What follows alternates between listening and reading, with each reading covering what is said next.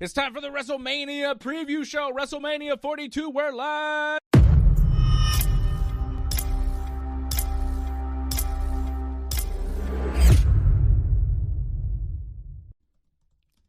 WrestleMania.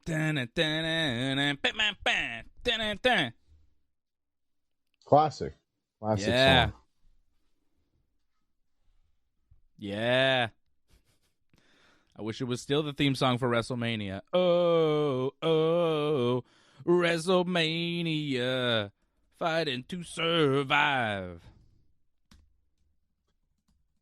I wish it was still called the Showcase of the Immortals, but people seem to forget about that. Now they talk about how it's all making their dreams and it's the newest reality in life for them. That was one of the worst WrestleMania packages to start SmackDown tonight. I don't know what you thought about it, but I wasn't a fan of it whatsoever. Maybe I just can't stand the new stars, I guess, in WWE and how they look at WrestleMania.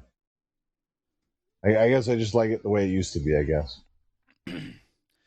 Yeah, well, it can't be the way it used to be, brother. I mean, you see me wearing the Hulk Hogan t-shirt, and I'm wearing it for a reason, because it can't be WrestleMania season without talking about the Hulkster, and you saw that video package. You saw them show many WrestleManias with the Hulkster, and I think it's important to pay homage to the people that brought us to where we are at this massive point in pro wrestling, where pro wrestling is pop culture, pro wrestling is mainstream, pro wrestling has gone fully Hollywood, and it will be pro wrestling versus cinema. CM Punk battling Roman Reigns on Sunday night. Whoa, where'd Johnny go? Where did Johnny go? Fighting to survive. Johnny's fighting to survive. What? Here and on X. Yeah. Johnny's getting banned from this show, too? What's happening? Where's John? I think we're having some issues. But I can still talk to him. It's okay. He'll come back. Right? John will come back? You can hear me, right? Yeah, I can hear you. You. Parties you can hear me. As long as other people can hear me. I mean, you did have technical issues like yesterday as well, so this is just adding on to what happened yesterday. Oh, there we go. This is still not good, though. Well, we talked about this off air, too, so don't worry. We had a feeling this would happen. I don't understand. We're having some weird technical things happening. Yeah, last night we were knocked off. We couldn't even do the show. But we fixed that, for WrestleMania weekend. We had to be here. We're just having some minor issues. The show's on the air, right? We're here. We're talking. We got the Andre the Giant Battle Royal coming up soon here, too. Oh, my goodness. Is that the main event of SmackDown? I would imagine. I mean, what else is there on SmackDown? Like, we've gone through almost everything now when we think about it. Maybe there's going to be a Cody thing. Cody's going to do something. Yeah, well, I just saw Cody get out of his bus, so I would assume he's going to cut some sort of promo. Right. That'll probably end the show. Yeah, Randy's gone. Randy did his promo at the top of the show. It was a better promo from Randy because Pat McAfee wasn't involved. I forgot. Remember, Charlotte and Alexa are supposed to take on Bayley and Lyra. So that's going to happen at some point. Because it's the big tune-up before their big WrestleMania. They're wrestling tomorrow, right? So they have their big tune-up match. That's what the promo said. Yeah, seems pointless. They should just, rest. But hey, none of them will be resting tonight because the Hall of Fame is at midnight. And they're all expected to be there. Them. For them, it'll be a little bit earlier. Like, it's for us, it's at midnight, right? Like, yeah, but still, for them, it's like 9 p.m. where they are. Right. But, like, WrestleMania tomorrow night, it's still, like, they're operating on Eastern time, a lot of them. You don't think it's, like, kind of rough? You remember last year when they were falling asleep? It's like 2 a.m. Yeah, last year was rough because they were in the East Coast, weren't they, last time? No, they were in Vegas last year, John. This is the second year in a row in Vegas. It was Philly. Philly, they were falling asleep. Like, people left after Heyman did the speech. Like, people left. I remember that. I'm pretty sure people were falling asleep last year, too, in Vegas. It's late for them. They do SmackDown. They got so much media that they're doing. I've seen all the wrestlers on all sorts of talk shows this week, all sorts of podcasts. Cody Rhodes was on Matt and Shane's Secret podcast this week. I couldn't believe it. It was great. Well, I didn't bother watching or seeing they've been that busy. stuff. I'm saying they've been very busy. Now they got to sit through the Hall of Fame. We're seeing a Brie Bella promo, and Nikki is not with her. There are rumors about Nikki. There are rumors that Nikki will not be there. There are rumors that Nikki will be replaced by Paige. Paige. Who the replacement is? Oh, there you go. You know it. Yeah, you heard that too?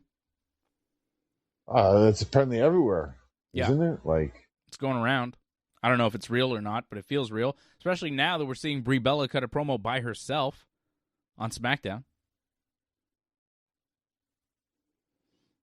Right? Like, where's Nikki?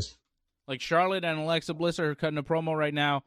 Lyra and Bayley are there, and Brie is by herself. Should have brought her husband. You get her husband to replace. I don't think he's allowed to appear on their TV. Probably not. No, he does commentary for AEW. He works for AEW. He was there, right? Because they were in Seattle, right? So yeah, he was there backstage. Hometown. We did commentary this week. Oh, commentary. Dynamite. No, well, yeah, right. They were in Seattle. Dynamite, you're talking about. Yes. Everett, Washington, where the great Darby Allin became the new AEW World Champion. We'll talk about that. That was quite a moment, quite a match, quite a move for AEW. We'll get to some AEW stuff. We're, of course, going to preview WrestleMania here. That's what we're here for. WrestleMania 42 going down tomorrow night, Sunday night. We will be here 10 p.m. both nights. You will. I will be here with my brother on night one tomorrow night, and then I think the whole team will be here Sunday night, right? Yeah, I'll be there Sunday. Yeah. We got a big weekend coming up on the Ringside Report Network for WrestleMania.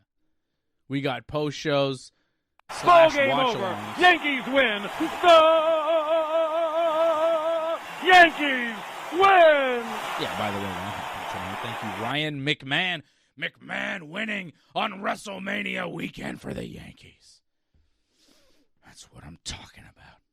You know the McMahons are big fans of the Yankees. I saw Shane McMahon they showed him on the Yes Network broadcast this week. He was in right field. He sits in the bleachers, Shane McMahon. He's a big Yankee fan. He goes to a lot of games. He was in the right field bleachers this week during the game where they beat the Angels 11-10. It was like a crazy back-and-forth game, and Shane O'Mac was there to see it. Shane O'Mac. And Ryan McMahon, again, was at the plate when the Yankees scored the winning run on a wild pitch. Jose Caballero scored, and the Yankees won 11-10. They also lost 11-4, but that was yesterday, I think. Yeah, that was yesterday. I mean, they're not winning all their games, John. They're winning more than your Boston Red Sox, though, aren't they? So, well, the Red Sox aren't the worst team anymore now in the AL East, so. Who, should we say? Or will it offend a lot of people watching? We don't have to say anything. I shouldn't laugh. They'll be back. It's not going to last. The Jays are the last place. The Blue Jays are the last place team right now, but it's so early it doesn't even matter. The Jays had a slow start last year, and look what happened. I'm not counting them out. Haven't you? Didn't the Yankees already lose the division lead? Aren't the Rays now number one? The Rays swept the Yankees. The Yankees aren't great. I'm not happy with the Yankees. I mean, they won tonight. I was happy with that. That was great. Big win. Camilo Doval almost blew the game. We're up 2-1. Doval gives up a solo shot in the 8th. Thankfully, in the bottom of the 8th, Ryan McMahon hit a 2-run homer. His first extra base hit of the year. The guy's been so cold at the plate, but finally he woke up in the most important way with a home run to take the lead, and then David Bednar shut them down in the 9th inning. 1-2-3. Yankees win. For some reason, Charlotte attacked Lyra right before the match and now they're having to stare at it, and now they start fighting. That was weird. I don't know. It's Charlotte awkward. and Lyra, they're doing a jump start. Well, they did like a fake jump start, and then they started doing it. It was weird. Mm-hmm. So Charlotte and Alexa against Lyra and Bayley right now on SmackDown. Johnny, we got WrestleMania. We got night 1. We got night 2. We'll be on 10 p.m. tomorrow, and then on Sunday, so like during the main event-ish, we'll be on, and then we'll start breaking everything down, and we will watch the main event with you and do all that stuff. Yeah, match is over already as Nia Jax gets involved. That makes sense. Why have them wrestle a whole match? Like, this is just to hype up the match tomorrow. Just have everybody fight. Here's Lash Legends with a big boot on Charlotte Flair. So Lash and Nia jump in, cause a DQ. On Raw, you had Lyra versus Charlotte. Already had a long match, so yeah, you don't need to do another one. Lyra won with help from Bayley. Yeah, with Bayley cheating. Yeah, that's because Bliss beat Bayley on SmackDown because of Charlotte interference. So it was just like, back and forth, keeping it even. Makes you think the champs might retain. They're like, turnabout is fair play. That's a thing WWE loves to say. Corey Graves, I think, had to throw that in. You must say it. Turnabout is fair play. It's a phrase that I've only ever heard in the WWE. I think it's a real phrase. Oof. Well, she didn't die. That's the important part. Lash is having a lot of trouble with her pants. She keeps pulling them up. Those are not wrestling-ready pants. She keeps, like, fidgeting with her pants like they're going to fall off her. And now they're dancing. Nash and... No bells. Lash and Nia. Nash and Lia. No Brie, no Nikki, nothing. No Brie, no Nikki. They're in the match, but they're not part of any of the promo because Nikki hurt her ankle a couple weeks ago, and it seems like she was trying to get ready, but she's now a no-go. And like you said, the word is Paige has re-signed with WWE, and she is likely to replace Nikki Bella in that match, which is kind of cool. I think kind of disappointing because Kabuki Warriors aren't on WrestleMania. Mm-hmm. Like that, they hyped that whole Io Sky Asuka match, and that's not even happening. So that's disappointing. Though you have people sitting out, and then you're just going to bring someone back in, take a spot. That kind of sucks. Yeah, and it was even mentioned on Raw. Last year Io Sky was the women's champion going into WrestleMania, and this year she's not even on the card. I think Asuka said that to her, kind of mocking her. Yeah, they had the promo. Yeah, that's right on Raw. Yeah. And Tiffany, they kind of talked about it too in commentary, how like she would fall from grace in a sense. Yeah. What happened? Well, I feel like Tiffany, maybe she upset somebody because that's a huge fall, to be honest. Like she was in the mix and then suddenly not in the mix. Yeah. Yeah. Ever since she got beat and kind of squashed by Jade to lose the belt, they've demoted her as far as where she stands in the company. It's a little weird because she is good. She is over. Well, I mean, she was the runner-up in the Rumble. She was the runner-up in the Chamber. So usually when that happens, you get something. Like you obviously don't get a title match, but you get something. But nothing? I wonder what something may have happened, I think. Yeah, I'm surprised Tiffany is not at WrestleMania with some sort of match. I'm surprised they didn't find a spot for her. Like Julia versus Tiffany for the U.S. title. It could easily have happened. Julia, too. I thought they had high hopes for her. Not at WrestleMania. But I think the worst one is Io Sky because of how talented she is. Like, I think Io is the most talented of the bunch. She is over. She is just amazing in the ring. She's one of the best in the whole company. I'm disappointed that she doesn't have a spot at WrestleMania. I'm more disappointed about Io than any of them personally, but I'm surprised Tiffany doesn't have anything for WrestleMania. Julia, Io, a lot of women don't have anything for Mania. I agree with you, though. I think Io was more frustrating because they had a story that they were showcasing weekly, Mhm. and it didn't lead to a match. It'll lead to a match apparently after Mania, which is very disappointing. At least with Tiffany, like they weren't really leading to anything. She was just kind of there. But Io had something. They were pushing it, and they aren't delivering. Disappointing. Yep, I'm a big fan of Io Sky. I'm disappointed she's not at WrestleMania. Speaking of WrestleMania, it is the WrestleMania SmackDown we're watching right now. They're about to do the Andre the Giant Battle Royal, and they have a bunch of guys in the ring, including Kit Wilson, Tala Tonga, and others. And now Royce Keys is just getting an entrance. None of those guys got an entrance. I think there was a Psycho Clown, some like Mexico guys, right? Some AAA guys were there. AAA, yeah. I saw like a version of La Parka. Right. Not the chairman of WCW, La Parka, a different La Parka, Skinny Parka. So that he's LA Matt Park Cardona now, by the way. Huh? Like you thought he died? Like that's LA Park, the guy from WCW. Yeah. The one who died, I think, was his dad. No, I think the one who died is in the ring right now. All right, John. Current guy is dead. Johnny Gargano looks dead. He's just lying down in the ring doing his thing. I like it. Who is this? Oh, it's Joe Hendry. Joe Hendry's in this thing, John. Do you believe? Somebody must have said his name. Good for him. I mean, he's in NXT all the time, so why not? Yeah. He could win this thing. I feel Royce Keys probably a stronger contender, I think, to win this. Royce Keys, also known as Will Hobbs. Yeah, can we talk about that a little bit? Like, they did the whole package, which was nice, by the way, talking about his family. Ooh, Nakamura's in this? His family Sorry. name. No problem. Like, I'm just trying to figure out who's in this match. Ilya Dragunov. You've got the Americanos in there. You've got a Psycho Clown. You've got Alex Shelley. Who's the guy with the spiky hair? Who's that guy? I think that's Paul. I see Apollo Crews there. No. There's like a guy fighting Nakamura right now at the far side of the ring. He's got like spiky hair. Who is that guy? I know everybody. There's Otis. Kit Wilson already eliminated by Joe Hendry. Otis is in the match. I know Otis. But there's a few guys. Maybe they're from AAA.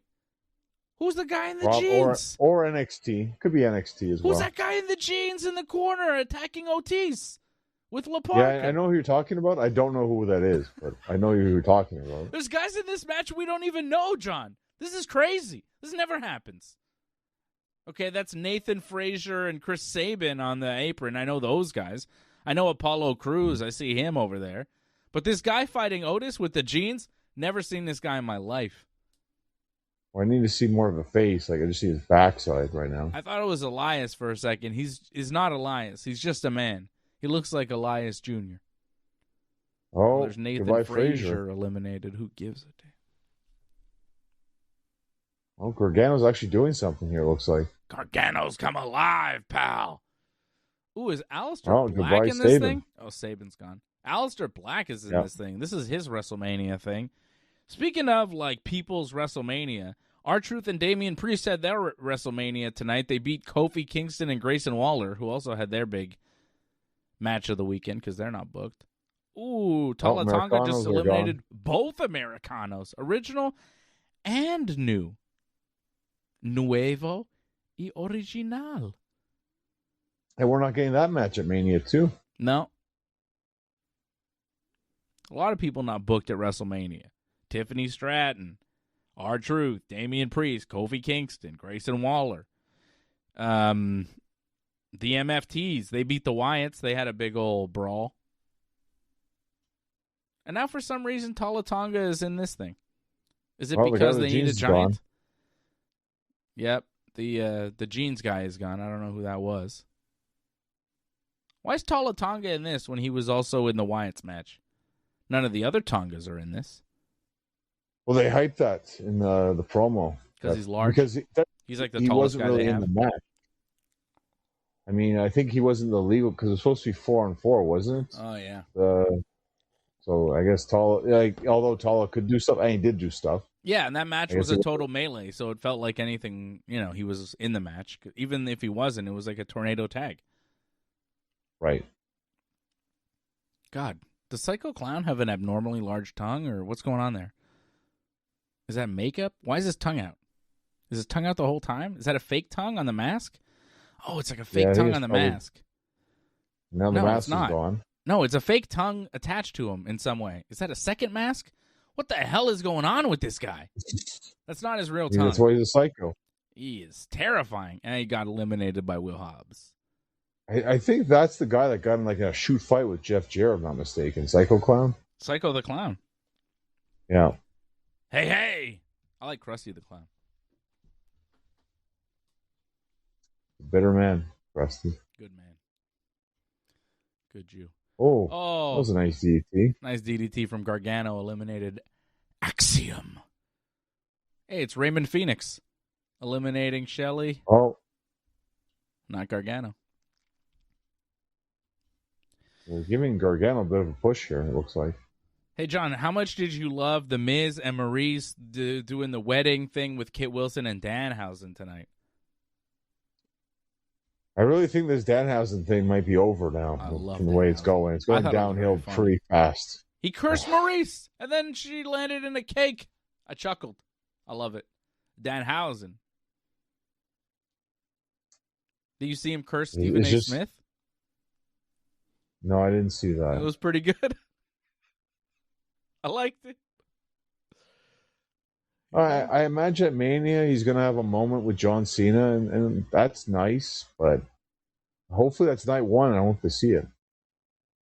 I hope we get Danhausen on both nights. Double Danhausen. Danhausen should be on every show. Oh, Aleister Black just eliminated Joe Hendry. And you'll probably get seen on both nights. Well, he's hosting WrestleMania, so we should get seen on both nights, right? Sadly. But Royce Key's still in this. I think he's probably going to come down with him and Tala, I think, at the end. Oof. That guy just got eliminated, the guy with the hair. Here's this guy with the pants. I don't know who this guy is. Who are those guys? Were they in LWO at some point? I was just going to say, weren't they in the LWO? Maybe. I'm not sure who they are. Oh, they're all jumping Tala now. Uh-huh. Ray Phoenix, Angel Garza, Matt Cardona, Alex Shelley. Is that no Johnny Gargano? Like, is one of them Santos Escobar? Maybe. No. I recognize Santos. I know who he is.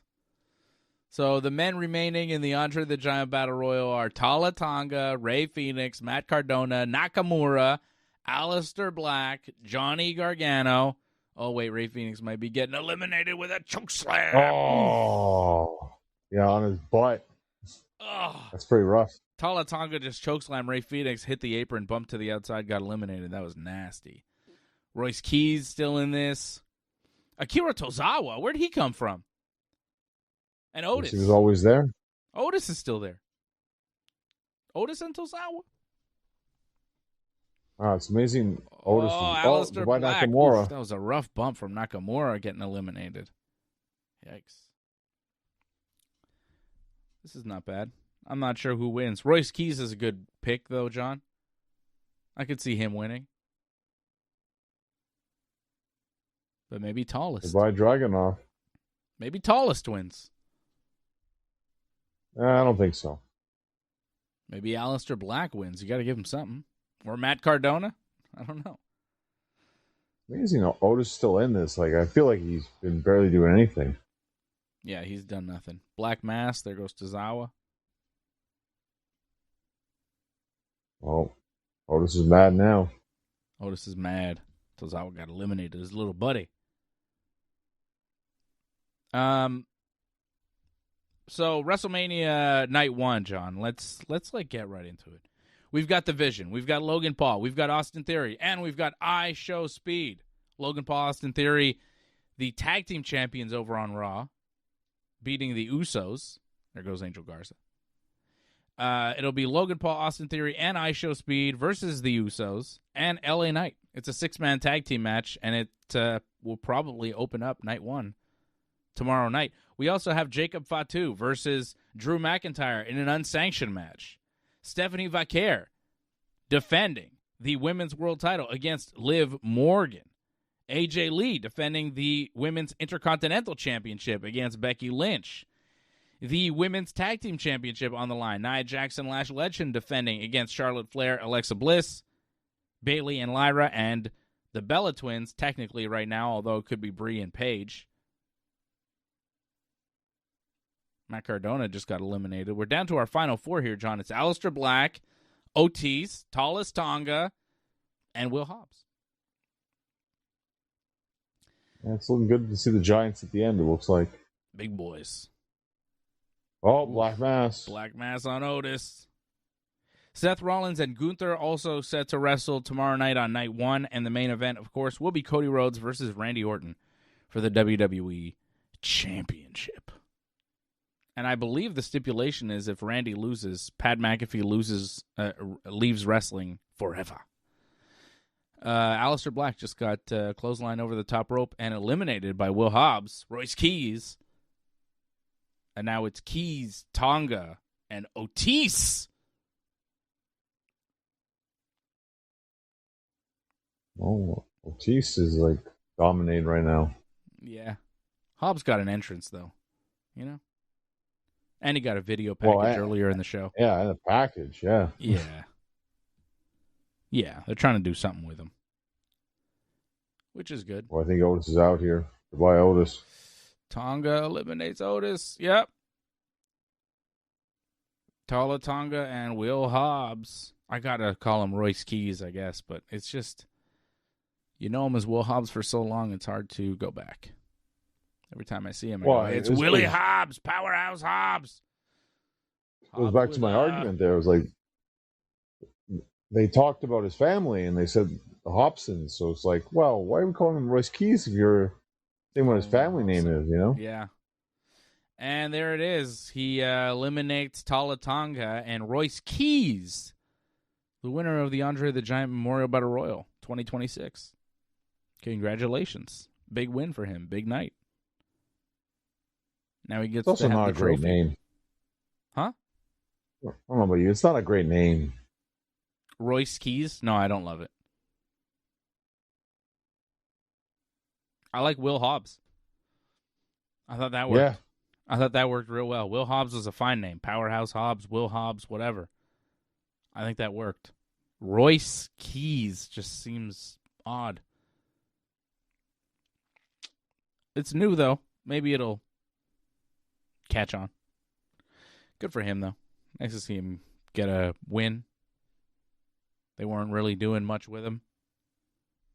Gets a big win on SmackDown. Big win WrestleMania weekend. He didn't really have a path to WrestleMania, but getting the Andre the Giant Battle Royal is good enough, I would say, at this stage, right? Pretty good. Well, let's be fair, too. I mean, winning the Andre the Battle Royal doesn't really do much for you. I mean, I think Jey Uso won it once, and they kind of made something off Jey Uso. I feel like he might be the rare exception. Everyone else kind of really didn't do much at all. Badly. Yeah, but has he even had a match on SmackDown? Yeah, he did. Remember he wrestled Berto? We saw it last week. Okay, one match, right? Yeah. So his second match on SmackDown, he wins the Andre the Giant Battle Royal. Like, it is kind of big for him. For a lot of guys, it's just like, yeah, whatever. But for him, it's like, at this stage in his career where he's at, it's kind of a big deal. Well, it's good that they're doing something with him. They weren't doing anything with him after the Rumble, so That was kind of disappointing. So yeah, no, it's good that he got something, but will they build off of it? I don't know. History has shown Andre the Giant Battle Royal winners doesn't always work out too well. Mm-hmm. So I wouldn't base everything off of, oh, he won this, they're going to do something with him. No. It's not like he's just won the Royal Rumble or Money in the Bank, right? Right. I get it. Yeah, I'm with you on that for sure. Okay, let's start with the good stuff and then work our way down. Let's start with the main event. Randy Orton cut an in-ring promo tonight without Pat McAfee. McAfee had to sign some sort of contract with Nick Aldis. What was that? Yeah, I wasn't really paying attention to what they were. I couldn't honestly even understand what they were saying. They were kind of like mumbling a little bit. So Yeah. Pat McAfee really thinks calling Nick Aldis foreign Adam Pearce is very clever because he keeps saying it. And it's just like, it's not even a good line. This is the thing with Pat McAfee. He's not funny or clever in any way. Like, he's got a boisterous personality. He's kind of, like, loud. But I don't find him, like, entertaining, you know? Like a Paul Heyman is. Like, Heyman is clever. He's sometimes funny. Bobby the Brain, clever, funny. Jimmy Hart, clever, funny. Good managers in wrestling historically, have got some humor to them and are sharp-witted. Pat McAfee doesn't have that sharp wit that you need to be able to think on your feet with a live microphone as a wrestling manager or really as a wrestling commentator. But hey, these days the commentary bar is so low that McAfee was able to land just below it and pass because his competition is Corey Graves. Now, as far as a heel manager, he's out of his depth. It does feel like a guy playing what he thinks is a heel manager. Like he's cosplaying. He's accusing Cody Rhodes of cosplaying.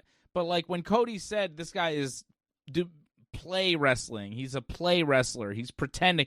That's really what it feels like with McAfee. It feels like a guy who really doesn't understand it fully, pretending to be this character, and it's bad. And he wasn't involved tonight, which I liked. They let Randy go out there and talk, and I think that they did it on purpose. They said, hey, maybe this isn't working so well. We need to let Randy do some of the talking. Unfortunately, when you let Randy do the talking, the crowd likes him more and cheers for him. But whatever. Randy cuts a promo in the ring by himself, tells us, McAfee doesn't tell me what to do. He just tells me what I need to hear, which is just be me, be myself. Randy was offended that Cody said he wanted the best version and gave him permission to be the Viper and to be that guy. Who is Cody to give me permission? I'm Randy Orton. Cody only takes. He's never given back. He only takes from Randy Orton.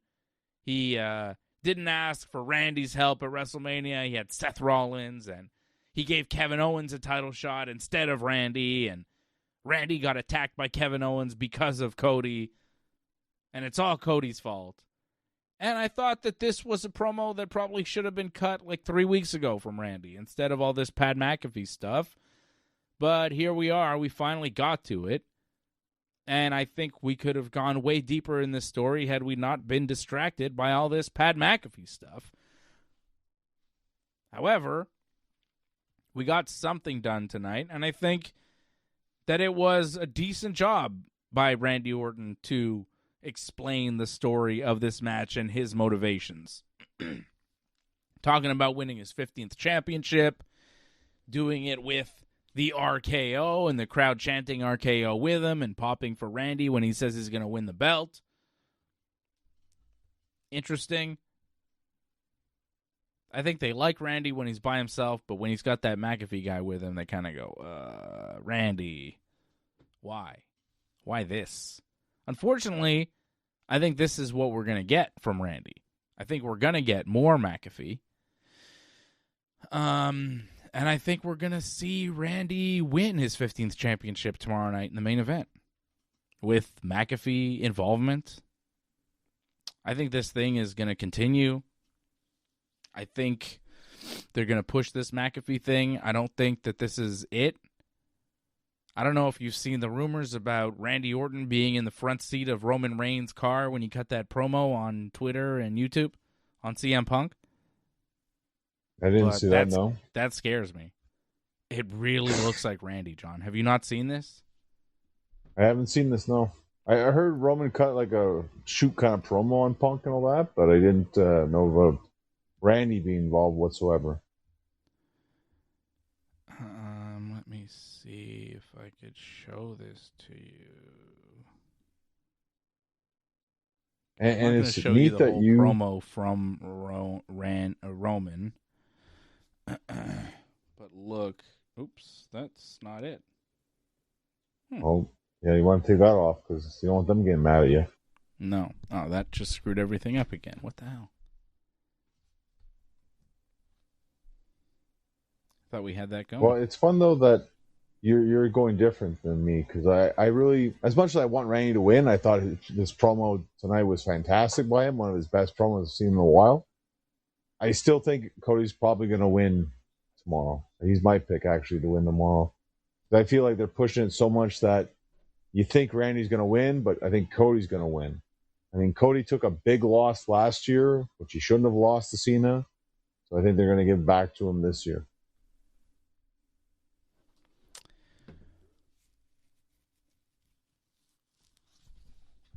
So you think, whoa, what's going on? Too low. Where did I go? You're all Hulk so it up now. So you think they give it back to Cody this year? Yeah, I think so. Why? I think it's to make up how last year they kind of screwed up Cody a little bit, I think. And now we got Cody in the ring doing this promo to end the show here.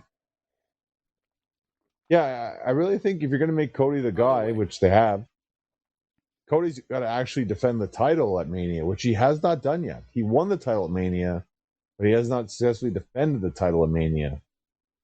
So I think that's what he's going to do.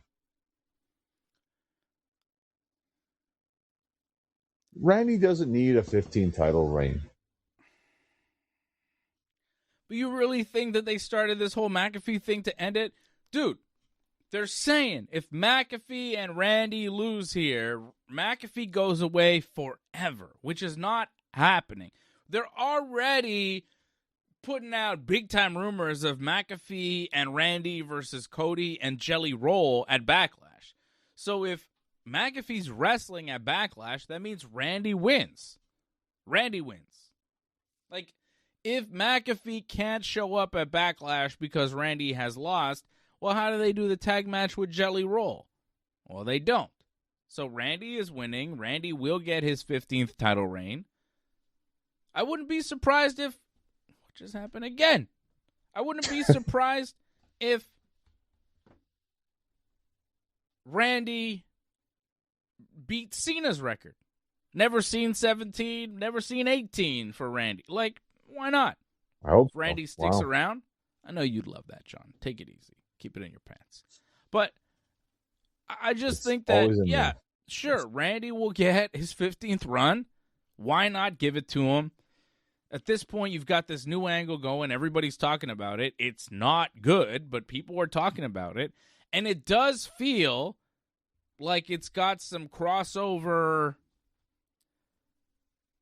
to Raw and that main event with Roman Reigns and CM Punk. Just the fact that CM Punk and Pat McAfee have been trading shots on Raw and SmackDown, it doesn't feel like a coincidence. And I can't really show it to you because I'm having a difficulty, but there was this video of Roman Reigns where he's cutting a promo in the back of a car, and there's a guy sitting in the passenger seat, and the guy looks, you never see him from the front, but from the back, looks a lot like Randy Orton. And not a lot of guys are that big and look like Randy Orton from the back. So people are speculating, okay, well, if Randy's in the passenger seat, who's driving the car? Is it Pat McAfee? Is this some sort of new group? Well, Punk's coming out now. Punk is coming out now. Wow. See? It really ties into everything, What doesn't did I it? just say? What did I just say?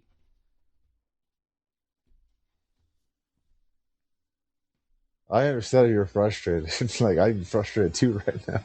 Yeah. What, Punk coming out in a suit? Why is Punk coming out in a suit? I don't know. He's wearing a suit now. It's like WrestleMania Punk. He's all dressed up. Corporate Punk now, I guess. Yeah. Weird. It's weird because they're both wearing suits like that. Very odd. Yeah. He's like But I do like the play. his version of Cody Rhodes. Why is Punk coming out here? Well, there's crossover. You just kind of alluded to it a little bit. Right. There's a bit of crossover. So What are they going to say? Tie it all together here. Interesting. So, again, if Randy is in the front seat of the car with Roman Reigns, if Pat McAfee is the driver with Roman Reigns while he's cutting that promo on Punk, Roman Reigns has told you he hates CM Punk. Pat McAfee has told you he does not like CM Punk. CM Punk has told you he does not like Pat McAfee. And now CM Punk is out here buddy promo with Cody Rhodes, the two champs in the ring at the end of SmackDown going into WrestleMania. What does that tell you? What it tells me is Pat McAfee is going to be the manager of not only Randy Orton but Roman Reigns, and they're both coming out of WrestleMania as champions. This is the last time that you're going to see CM Punk and Cody Rhodes as champions together in the ring, probably ever. Oh, yeah. One of them's losing for sure, I think. They're both losing. He's not going to kick him in the balls, unlike everyone else. McAfee might kick everybody in the balls. Everybody gets ball kicks. It's not a creative finish, John. Mainly Cody. If you look at Cody gets a lot of ball kicks. Mm-hmm. I think McAfee and Randy walk out with that belt tomorrow night. Oh, it's the Hall of Fame. That's why you said he dressed up. Oh, okay.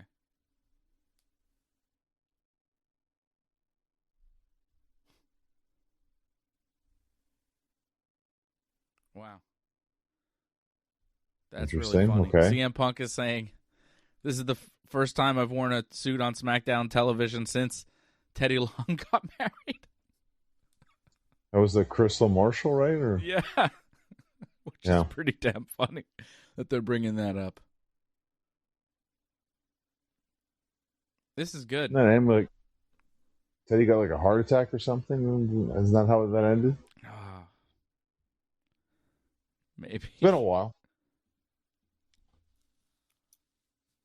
Wasn't exactly great.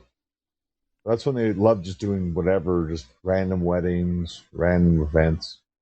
Vince. Yeah. Well, this is something.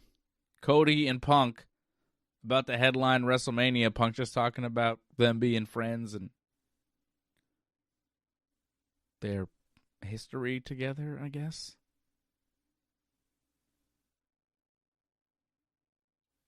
I don't know. This is an odd promo from Punk. He's like warning him or something. Like I don't understand. You know, Randy is dangerous. Be ready, but you can do it. You're Cody Rhodes. Punk's You're wrestled. The best. He's giving him like a pep talk. Punk wrestled Randy at WrestleMania and lost. Mm-hmm. Huh. Punk saying, win, lose, or draw. I know on Monday night you'll be here and I'll be here. Yeah, I wonder if Roman will be there. I mean, he'll probably be there on Monday, but like, if he does win, what's his schedule going to be like? All right, this is just like a pep talk and like a love session from CM Punk to Cody Rhodes. Tell him go do it tomorrow night. Oh, Cody's stopping him. He's got one more thing to say. Not so fast, CM Punk.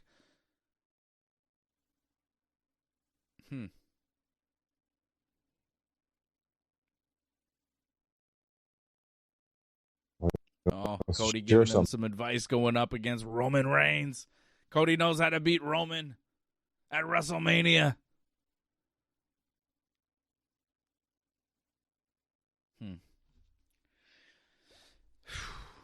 All right, well, I like that you're picking Cody to win and I'm picking Randy, John. I think that's right away interesting. We have some conflict. We have some intrigue. You don't know who's going to win. I don't know who's going to win. You're picking one. I'm picking the other. That's fun. I think the match will be good as well. Cody versus Randy, I think, will deliver. I think most people are picking Randy because, like you said, like it feels like he has to kind of win.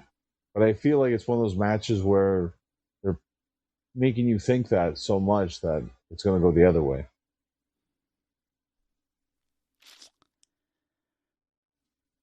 Okay, and then Pat McAfee's gone from wrestling forever?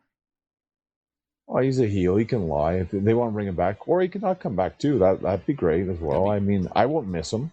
Wouldn't it be great if Cody just won and they're like, yeah, Pat McAfee's gone forever now because they decided, like, this is not working and this would be a really great way to get rid of it?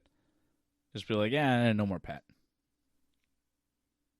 Maybe, yeah, he just came back because he's like, oh, I just wanted to help with the angle and all this. And, like okay, only for a couple weeks. And that was it. That'd be great. I'd be happy with that. Yeah, maybe he really didn't want to come back, and they did just call him back because they thought he would help them draw tickets for WrestleMania, and that's all he's here for? Is that possible? Well, I think to draw heat because they realized Randy was a babyface too, so it was to get heat. And I think it worked. Kind of. Except when Randy's by himself, there's like no heat for him. They love him. When he talks about Pat, then he gets booed. Yeah, when he talks about how he likes Pat, people boo. But like anything else he says, people are like, yeah, I'm going to be champion. Yeah. RKO. Yeah. Pat McAfee. Boo. You know, it's like, I don't know. All right. Well, I got Randy winning. I don't think this McAfee thing is over. I believe in the WWE wanting to do Jelly Roll and Cody Rhodes versus McAfee and Randy. Otherwise, what's Jelly Roll there for? Unless Jelly Roll saves Cody and stops McAfee and he helps him win? Is Cody crying now? Like, what's going on here? I don't know. He says, I love you to Punk. My dad would be extremely proud of you. And they're hugging and crying.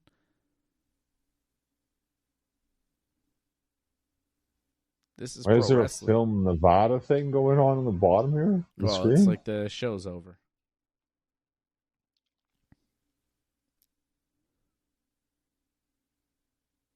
All right.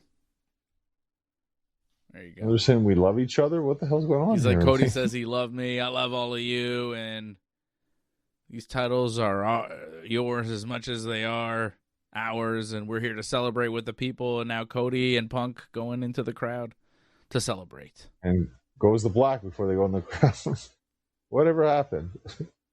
I don't know. What is this?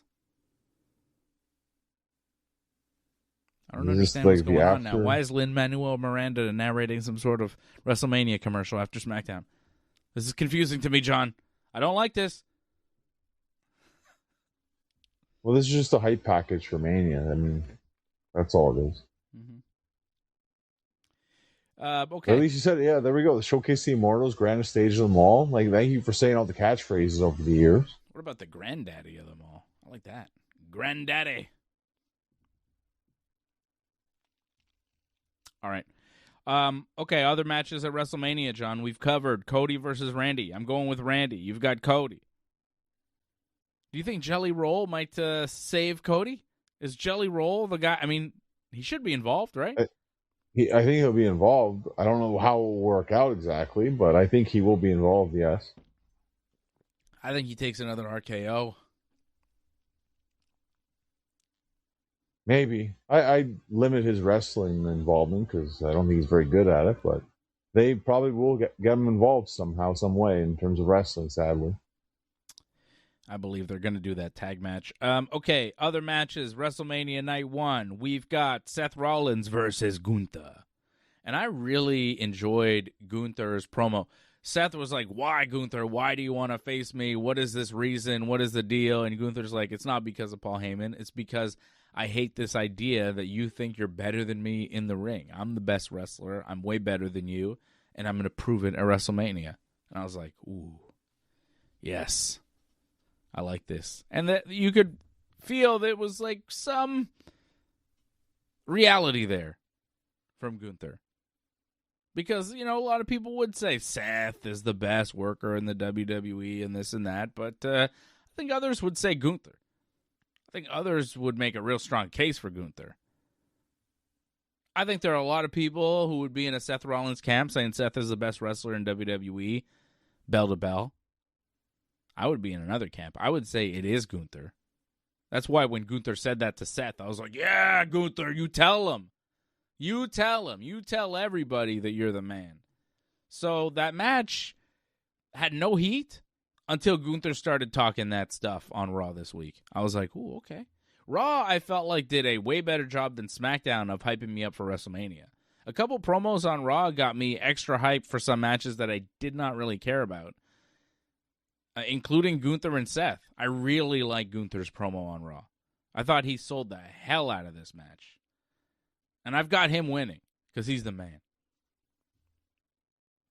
Well, to be fair, SmackDown, a lot of it was just hype packages. There wasn't really much action, I would say, tonight on SmackDown. Mm-mm. But yeah, I think Gunther's going to win. I feel like you can't stop him now. Like, you build him up doing this whole gimmick that he destroys people, ends people's careers. I don't feel losing right now is a good idea. I'm kind of torn on this match. I feel like Gunther might win, but also this is Seth's return match. Yeah. And, you are building Seth up for some stuff. And I think that Roman probably walks out as champion of Raw. And having Seth with a big win at WrestleMania and Seth and Roman as the top, two of the top guys on Raw the night after Mania works. I get that. It works either way, too, with Punk as well. Yeah, but I think that Seth Roman thing needs to happen.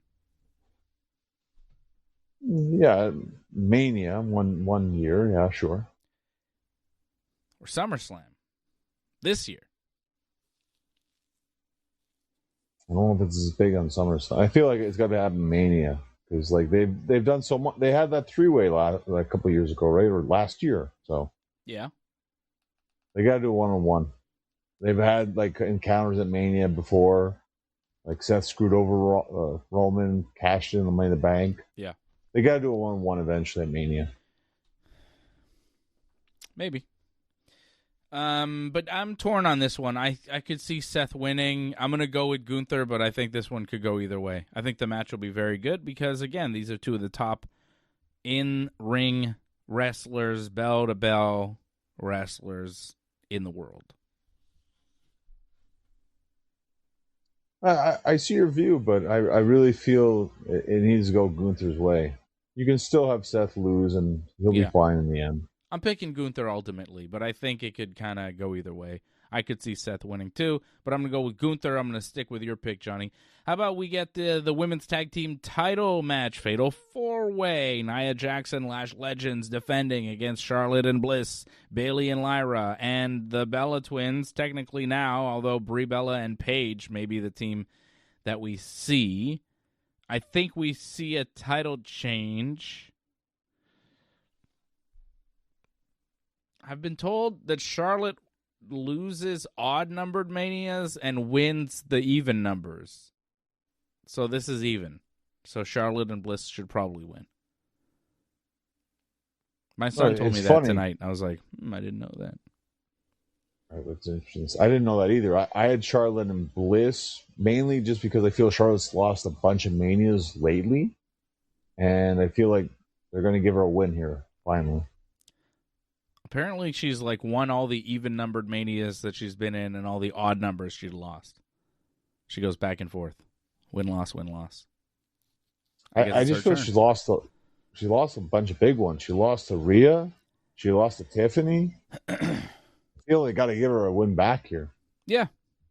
I think Charlotte and Bliss should get the belts back here. Or, Bayley and Lyra would be nice. Nice redemption story for them.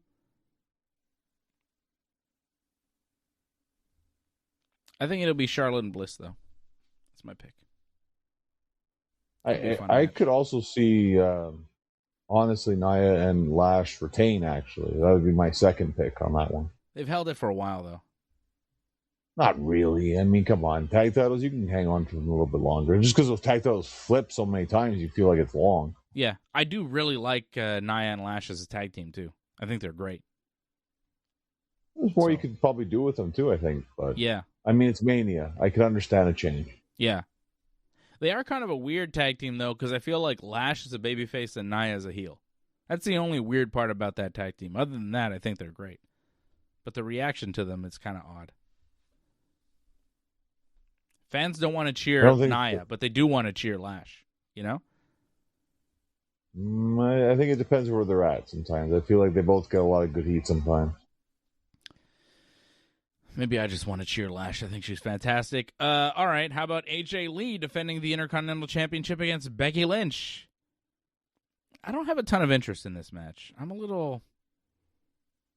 I don't know. I feel like they've done so much together over the year that it's already played out. I think Becky wins this one, though. AJ hasn't lost since she's come back. I think this is where she puts Becky over. And Becky gets a win at WrestleMania. Big time Bex, the man. This was the whole point of, like, why Becky put her over on all those other, like, the mixed tag they did.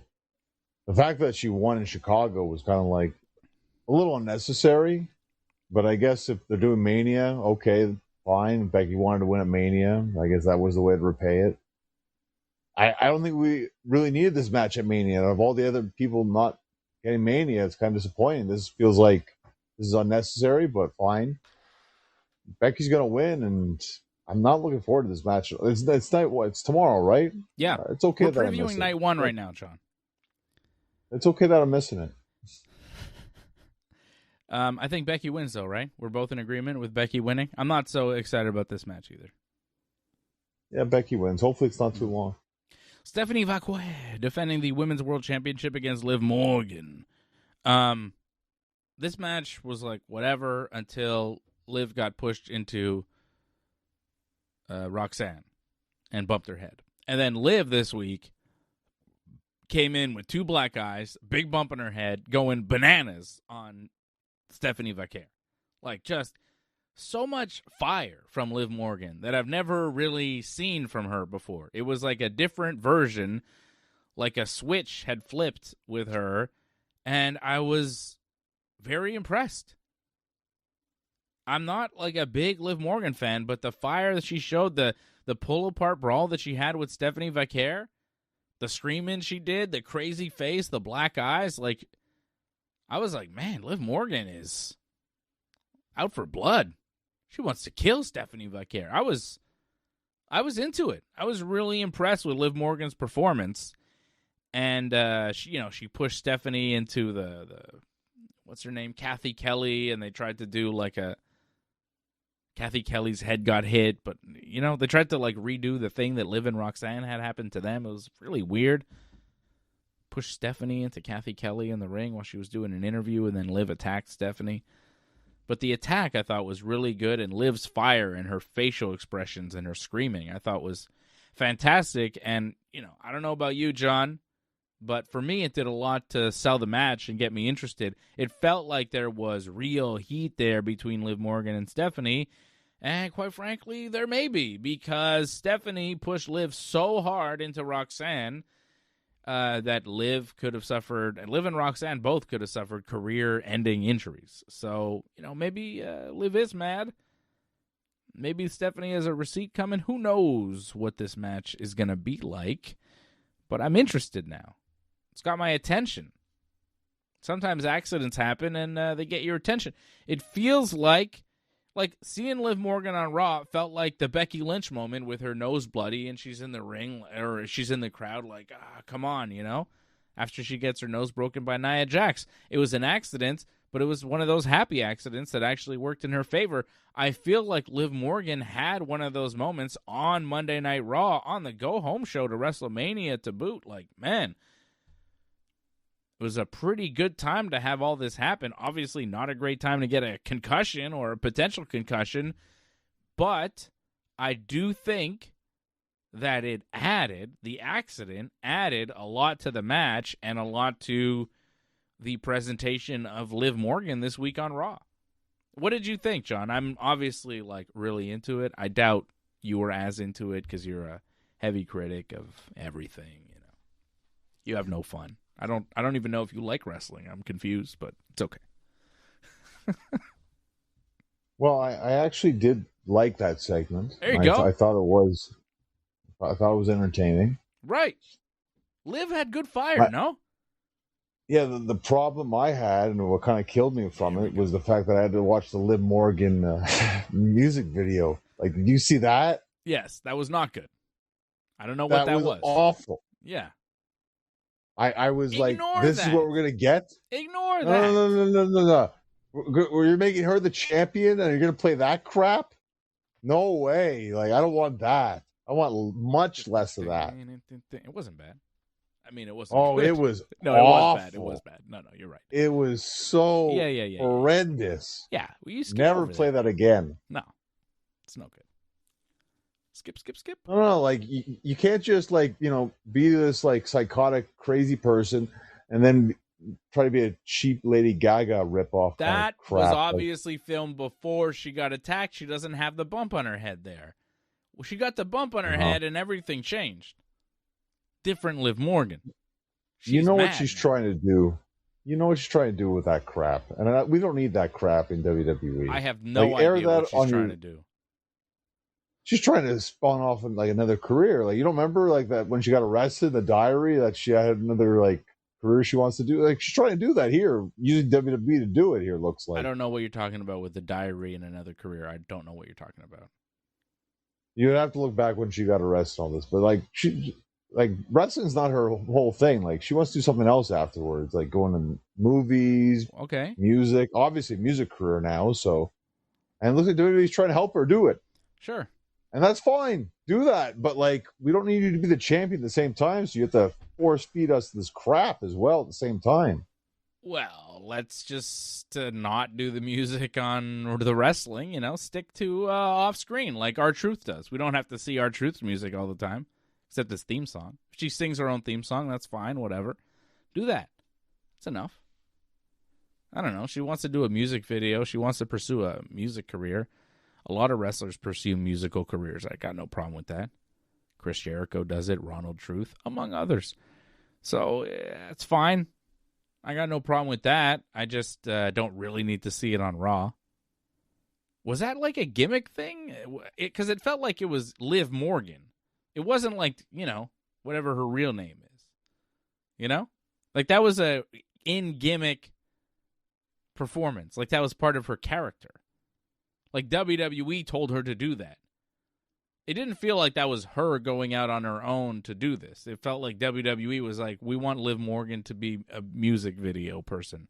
We want to do a music video for Liv Morgan. Somebody had that idea, and it was approved. No? Because it was in gimmick. Yeah, it felt that way. And again, awkward when you just saw that segment like you just talked about, and then we see that. It didn't go together whatsoever. I don't know why we had to see that. That should have been separate. It shouldn't have been on Raw at all. But they aired that, so this is why I get the thumbs down for that. Yep. I mean, I'm not going to defend the music video, but I will say that I was very, very impressed with Liv Morgan on Raw and her fire there attacking Stephanie Vaquer. I think it did a lot to sell me for the match. And I think that Liv will wind up winning the title. I think it's Liv's time.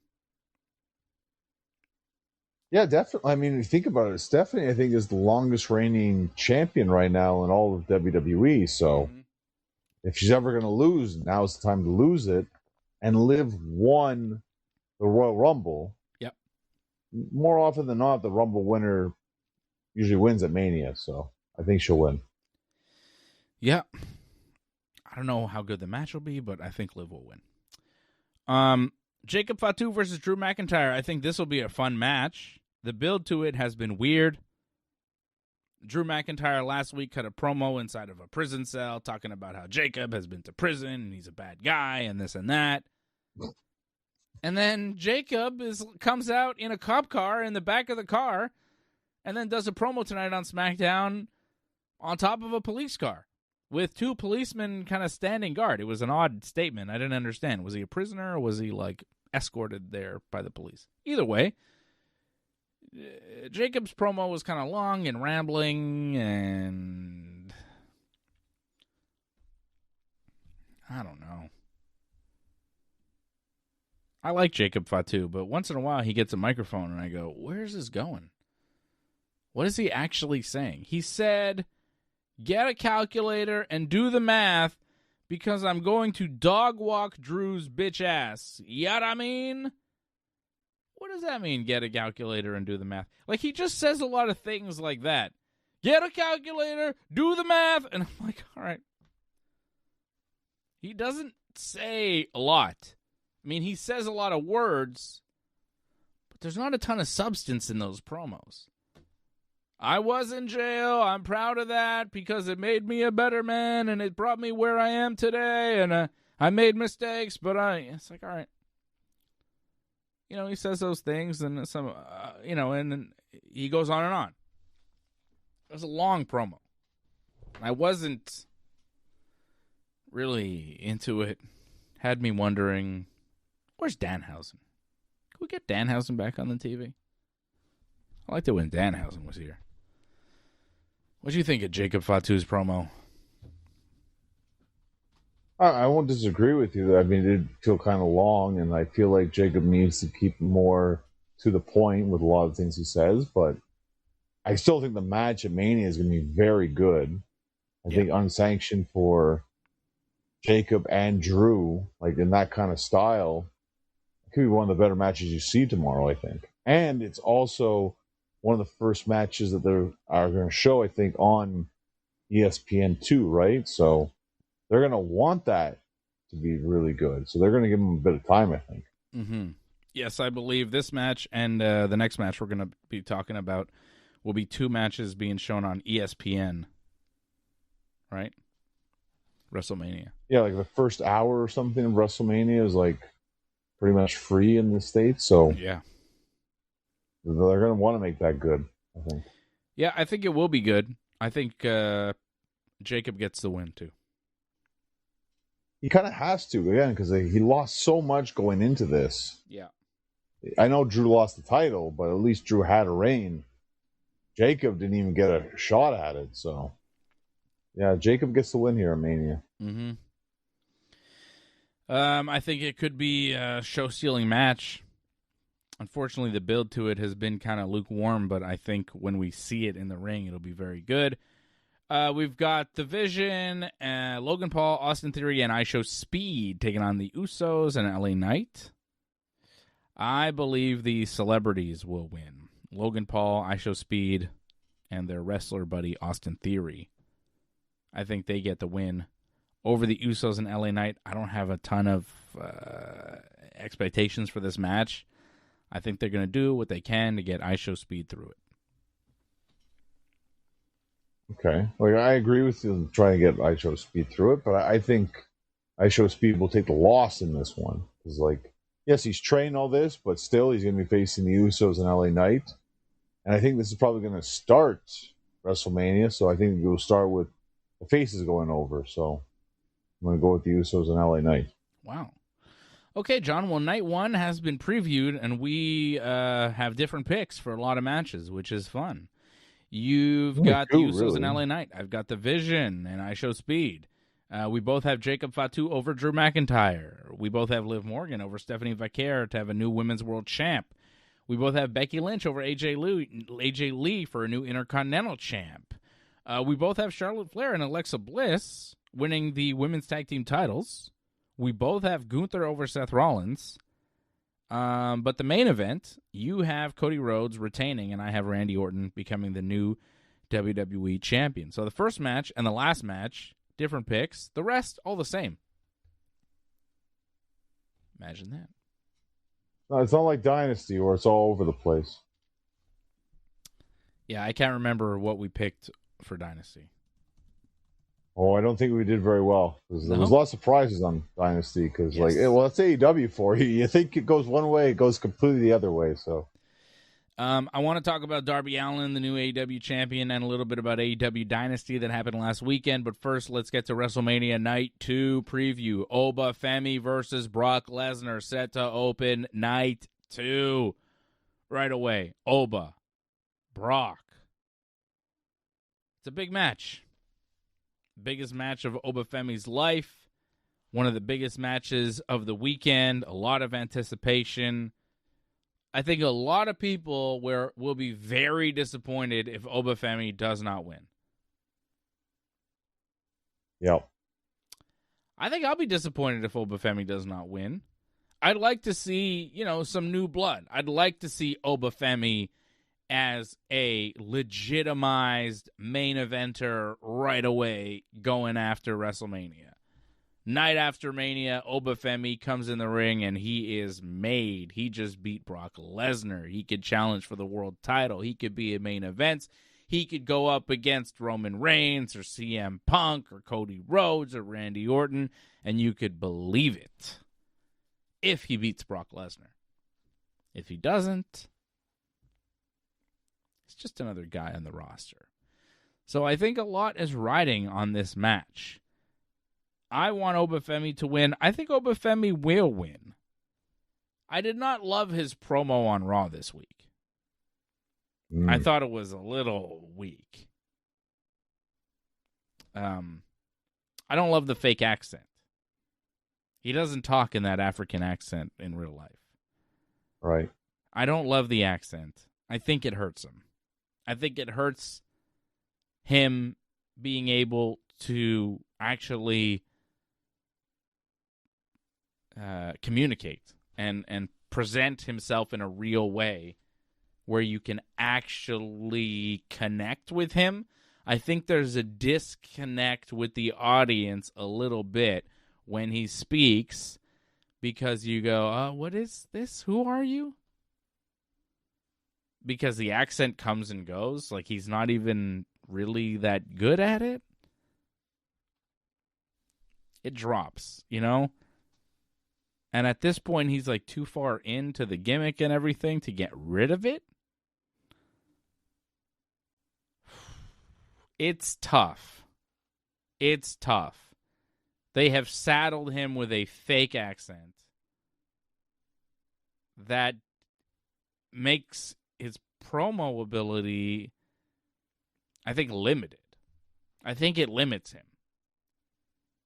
And seeing him with a live microphone in the middle of the ring on Raw did make me rethink whether or not he could be a main eventer in the WWE. It really did. The entrance is cool. He's very impressive in the ring. He's got a presence. He's got natural charisma. But the WWE decided that he needs to speak in a fake Nigerian accent. He is Nigerian, but he grew up in the States. Like he doesn't really have an accent. I've heard him speak. I've heard like the real guy speak. His name is Isaac Odugbeson. He's from Lagos, Nigeria. He was born in Lagos, Nigeria. But I guess he grew up in Nigeria, but moved to the United States in 2017. But I don't think his accent is that thick, right? 2017. It's like 9 years here. Is it a real accent, Sean? I don't think it is. I thought I've heard him speak like normal, like without an accent. Exactly. Right? Exactly. We've heard it. I have heard that, right? WWE TV, Am I imagining we've heard this? it. Because I'm looking at it now, and I'm like, okay, well, I didn't realize he was actually living in Nigeria for most of his life. Like, he only came to the States in 2016, 2017. So that's not a long time. But I have heard him speak without an accent. Like, it is plausible that he does have an accent because he has not been in America for that long. But I feel like I've heard him speak and he doesn't have it. Like, he's putting it on for the character. Yeah, right? well, that's those two. I mean, it's been close You've to 10 seen years this too, now. right? I'm not imagining this. No, you're not imagining it at all. Like, we've both seen it together, actually. You've seen it on WWE TV and off WWE TV, him without the accent, so. Yeah. Tough. Didn't work for Kofi Kingston. He had to drop that Jamaican accent. However, Look at Lana, Kofi these days. not as effective without the fake Russian accent. Never know. Yeah, that played more into the character. I feel like Yes. Oba's character not completely defined so much. Yeah. And I think that if you let him just talk, he might be able to get over a little bit more. He's over quite a bit now, but I think long term it'll be tough in a main event when you're up doing promos with, real top main eventers who can cut promos. If you're doing this accent, I think it might hinder you. I think he beats Brock, though. I think the match will be a lot of fun. I don't think it'll be very long. Typical Brock, but I think it'll be high impact, and Obafemi will win. Well, that's your big hope there. And, I understand that, and I get why people want this, but I think they built somebody up for someone to face Brock, just for Brock to win. Because this isn't the end game for Brock right here, just to lose right now. So this is just for Brock to look like, maybe there's a little chink in the armor. And Oba, I think, will have a bit of a moment where it looks like he's going to win. But in the end, Brock's going to win, I think. This is also on ESPN again as well, ESPN 2. And they want to showcase Brock. And Brock's more known, I think, by that audience. All the more reason to have Obafemi beat him, so you expose a new star to the audience who's going to be there for the next 10 years. Will he be there for the next 10 years? Well, he's 27 years old. Right. So, does it mean he's going to be there for the next? No, but he could last, be. Right. Brock is. Come on, man. Brock is 48. Oba is 27. Right. No, I get you. Oba I'm just should saying, win. I get that, but I can understand Brock winning this because, this isn't the end game for Brock. It's Oba, and Oba, just to get to wrestle Brock, that's a big thing for him. I say you make him all the way. Have him beat Brock. I feel they're kind of like you. Right? They're not completely sold on Oba yet. And I feel like he's got to prove himself. Oh, man. Do you hear those reactions, though? Yeah, I hear the reactions, but again, I don't know if they're sold on him. All right, well, I'm going with Oba. Johnny's going with Brock. How about the six-pack ladder match for the Intercontinental Championship? Penta defending against Javon Evans, Dragon Lee, JD McDonough, Rusev, and Rey Mysterio. I think Javon Evans wins the Intercontinental Championship. He's bouncy. He's fun to watch. Give him something. I feel like it's kind of almost a walk on that one. It's just the way they've kind of hinted it, how he'll be the youngest IC champion ever. This is you talk about starting somebody. This is where you start somebody right here, is by doing this kind of match, I think, and giving them this kind of over. I definitely think Javon's going to win. The other guys are good, and it's great to see Ray get to be back at WrestleMania in this kind of match. And even for Rusev to finally get an opportunity.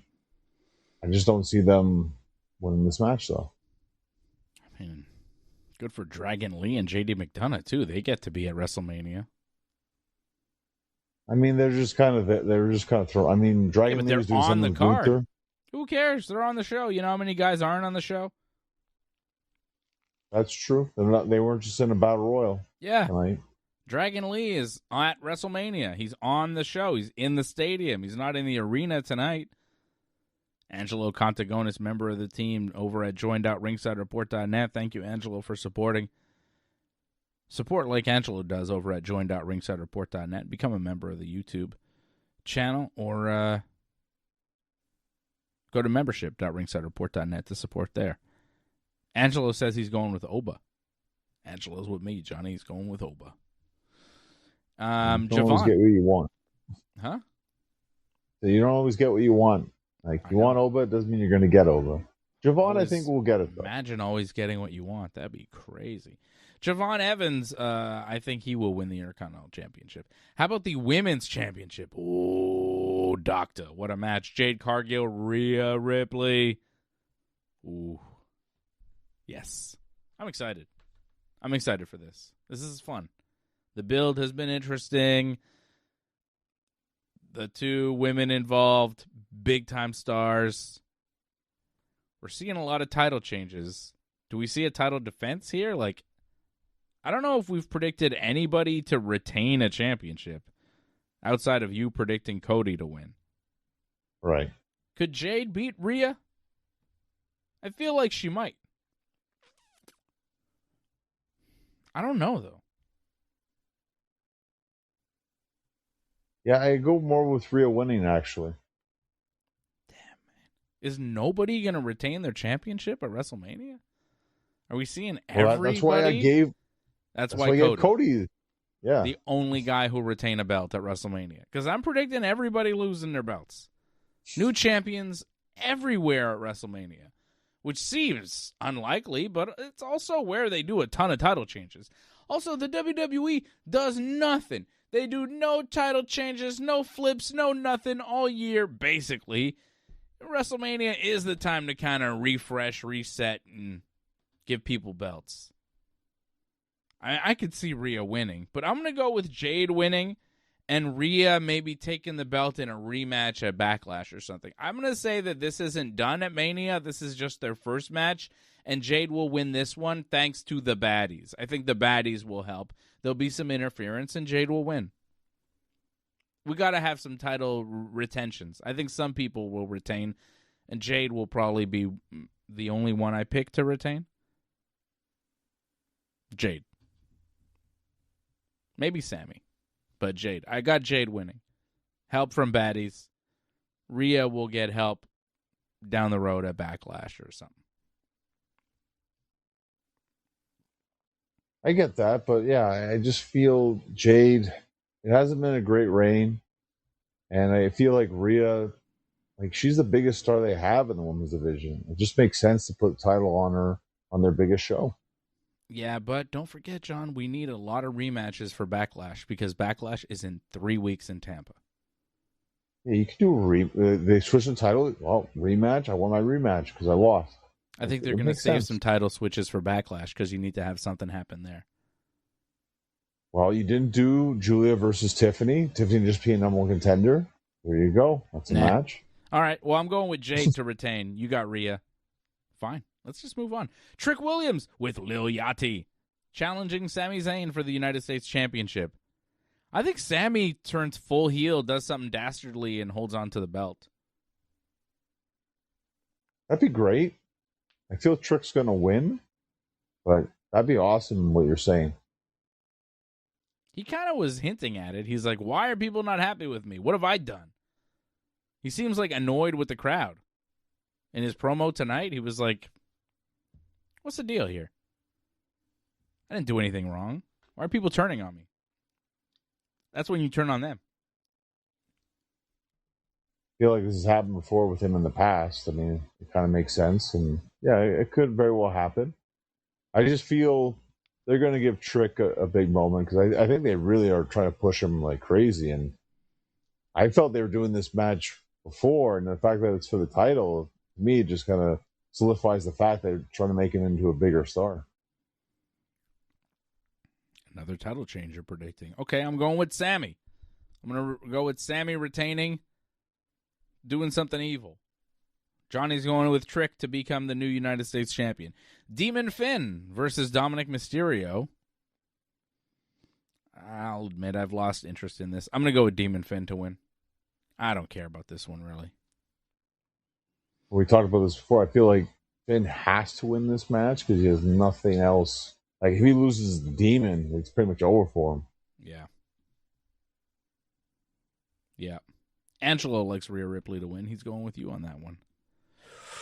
How about it? As he Demon should. Finn over Dom. Huh? I said, as he should. He should always go with it. Demon Finn for the win. Demon Finn, yeah. CM Punk, okay. Roman Reigns, World Heavyweight Championship. It's the main event, John.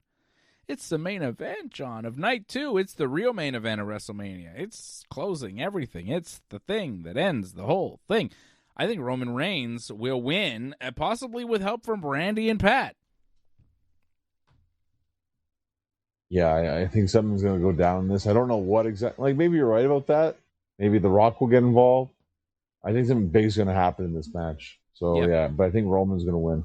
I think something major will happen. I think a major angle will go down in this match. And unfortunately, I think it'll involve Pat McAfee. Because maybe CM Punk and Pat McAfee have been trading promos back and forth. Why? Yeah. Why? On WWE TV, why? Why did CM Punk dedicate so much of his promo a couple weeks ago to Pat McAfee? Why did Pat McAfee talk primarily about CM Punk last week on SmackDown? And why, when Pat McAfee and Randy Orton were already gone from the arena tonight on SmackDown, did CM Punk come out at the end of the show to have a nice, warm moment with Cody Rhodes? Because they are one side and Roman and Randy are the other. We might even see a tag match at Backlash, Roman and Randy against Punk and Cody. That could happen. That could happen, too. I would much rather that than the Jelly Roll Pat McAfee tag match we talked about before, which would be awful. Roman and Randy versus Cody and Punk. That's a fun tag team match for Backlash. That's a main event. I'll watch that. But I think Roman and Randy may be in cahoots. I think Pat McAfee and CM Punk trading promos was no accident. I don't think they were just shooting, because you can't just shoot on WWE TV. It's not how it works. There's a plan. So I believe something's going to happen here with Roman siding with McAfee and Randy against Punk and Cody. Roman doesn't like Cody either. Makes sense. I'm going with Roman taking the belt away from Punk with a lot of tomfoolery, salad dressing, shenanigans. Another thing to take into consideration, too, is Roman's lost his last 2 Manias, so they'll give him a win back here. Yep. Oh, boy. Oh, boy. You want to see how he did? In terms of the predictions here, I feel like Sunday were much more mixed, I think, in terms of the predictions. Let me give you some betting odds. So, we're both picking Roman Reigns to win. He is minus 250 the favorite. Punk 170 the dog. Really? Wow. Yep, Roman's favored. I mean, we both got him, so makes sense. Randy Orton. You got Cody. He is the underdog. Plus 185. Randy minus 275 to win. That's my pick. Makes sense. Mm-hmm. Liv Morgan minus 450. Pretty big favorite to beat Stephanie Vaquer. Plus 275. Rhea Ripley minus 300 to beat the plus 200 Jade Cargill. I'll take the underdog there. I'll go with the Jade. Plus 200. Becky Lynch, huge favorite. Minus 450 over AJ Lee. Plus 275. Oba Femi minus 300. Brock Lesnar plus 200. Okay. Oba's the favorite. I like that. Yeah. Oh, right, because you got Brock, right? Yeah, I do. Well, I've got Oba, and betting odds, Vegas says Oba wins. Sammy and Trick is a pick 'em, minus 120 on either side. Wow. Interesting. Yeah, I mean, I see that, though. I can see that go either way. Well, I've got Sammy, and you've got Trick, too, so even on this show, we're torn. Drew McIntyre, plus 375. Jacob Fatu, minus 650, the favorite. One of the bigger favorites on this whole show, if not the biggest. Yeah, Jacob Fatu actually is the biggest favorite. No, sorry. Ooh, damn. The Usos and LA Knight are the biggest favorites on the card. Minus 700 to win. The Vision and ISO Speed plus 400. Wow. John, I had Vision and ISO Speed. Not looking good for me. Vegas usually knows. It's a good payoff if you win. Yes. Jacob Fatu minus 650 to win. Gunther minus 600 to beat Seth Rollins plus 350. Gunther, pretty big favorite. Surprising. Bailey and Lyra minus 200 favorites to win. Okay, yeah, I could see that. Oh man, biggest underdog: Alexa Bliss and Charlotte Flair plus 700. They are the biggest dogs in that match. The Bellas plus 150, second favorite to win. Irresistible Forces plus 500, and then Charlotte and Bliss. But the Vegas odds have Bailey and Lyra at minus 200 to win that match. Wow. Finn minus 600 over Dom. Penta minus 165, favored to retain. Javon Evans minus 125, so he's in the mix. Then we got Rey Mysterio plus 400, Rusev plus 1,200, Dragon Lee plus 2,200, JD McDonough plus 2,200. So odds makers think Penta retains, but they're giving a slight chance to Javon Evans too. Coming in about even money. So how did we do, John? I think we did okay. I've got Roman, right? We both had Roman. He's a favorite. I had Randy. He's a big favorite. You didn't have that. We both have Liv. She's a favorite. I had Jade. She's the dog. You've got Rhea. We both have Becky. She's favored. You've got Brock. He's the dog. I've got Oba. He's a favorite. Sammy and Trick is a pick'em. We both went with Jacob Fatu, big favorite. Gunther, big favorite. Women's tag match, kind of all over the map. Bailey and Lyra as the favorite, which makes sense. I'm really surprised that ISO Speed and The Vision are the underdogs. Usos and LA Knight, big favorites. That's who you picked. I picked the other way. And Penta, who neither of us picked, minus 165 to retain. Javon, minus 125. That's who we picked, but, you know, he's in the mix there for sure. And then Finn, a huge favorite, who we both picked. So I think we're pretty much on the money there. We picked a couple of underdogs, but for the most part, without seeing the betting odds, we went with all the heavy favorites on this show, John, which tells you a lot about WrestleMania. It's predictable, but there are some things that we're not so sure about. I like when we can preview a WWE show and have different picks, because for the most part, we pick everything the same.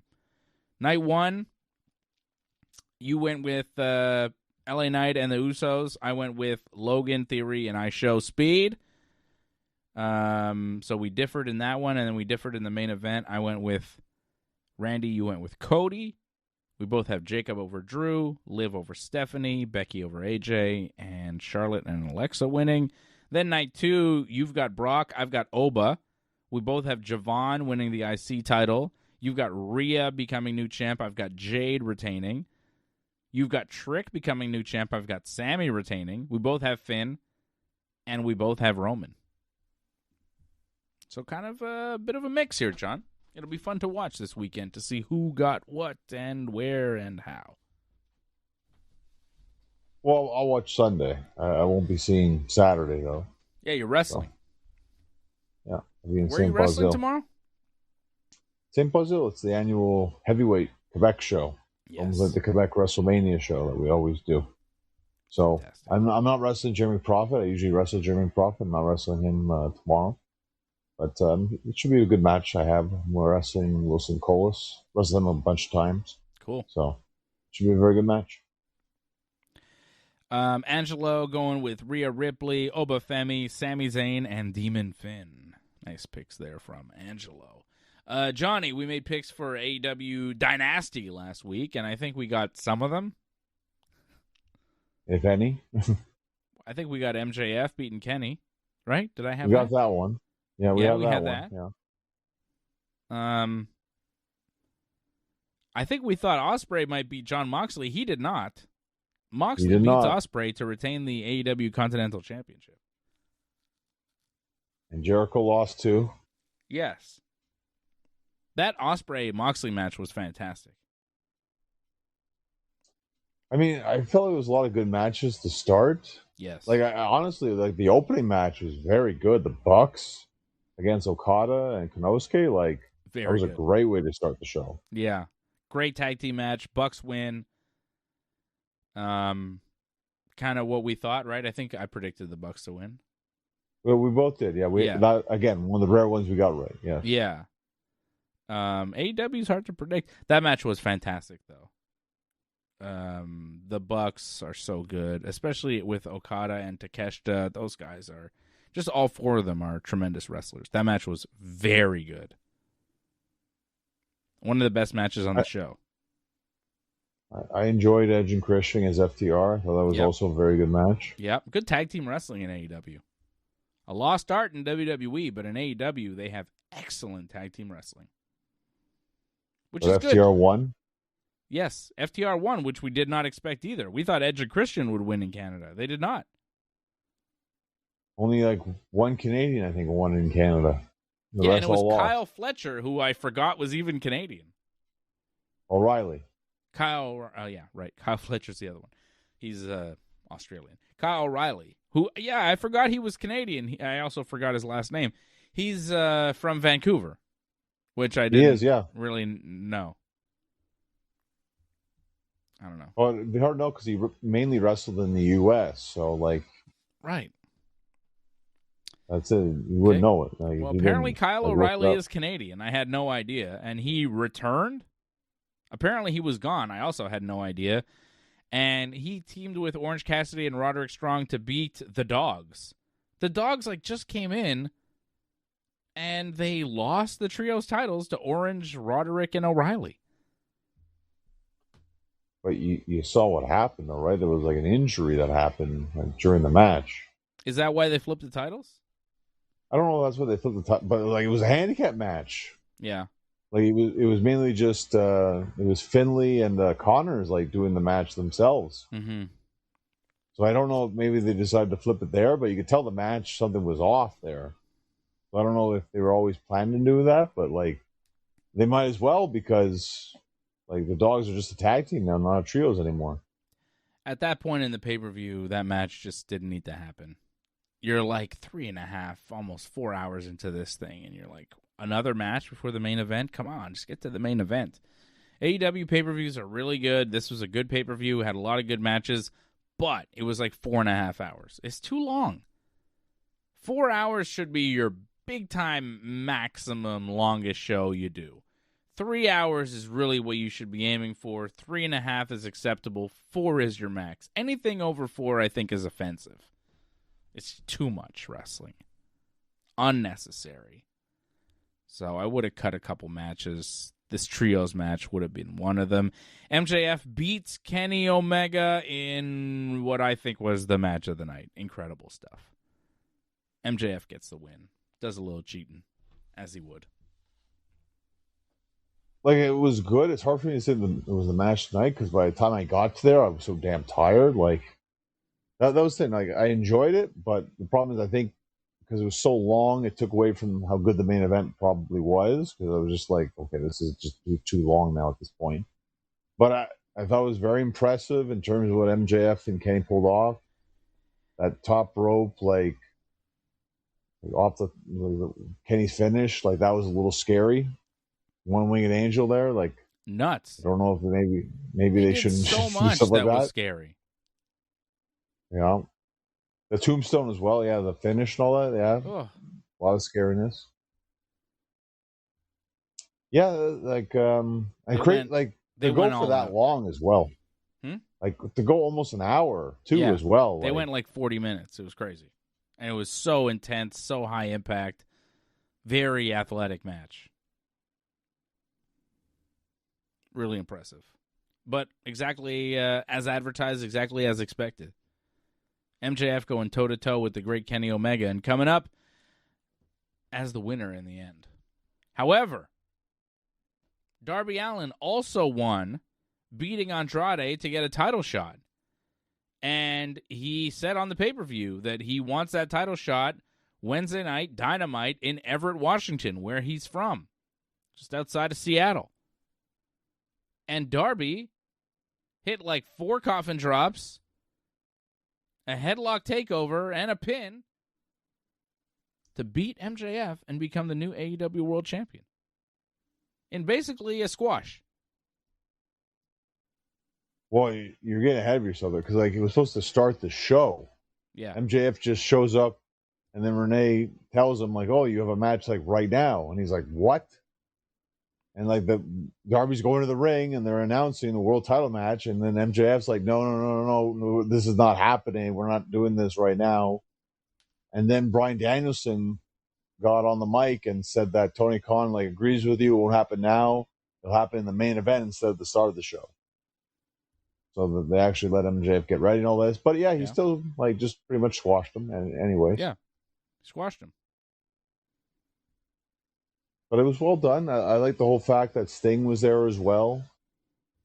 It really gave it a better feel with Sting there. Like just add to the whole like this is it for Darby. He's got to do it now. Like this is the perfect time. Like it's in his hometown and everything. Like his hero's there, and and the way it was done too with how MJF like went to go kick him in the nuts, and then Darby got him back, and then Darby beat him. Like he hit the coffin drop, and then Darby beat him with a whole headlock takedown as well. Yeah, like MJF had done to him years ago. Yeah. So it was a whole huge full circle moment for Darby and his whole career pretty much right there. Yeah. In AEW. Very good storytelling. Long-term storytelling from AEW. Very good.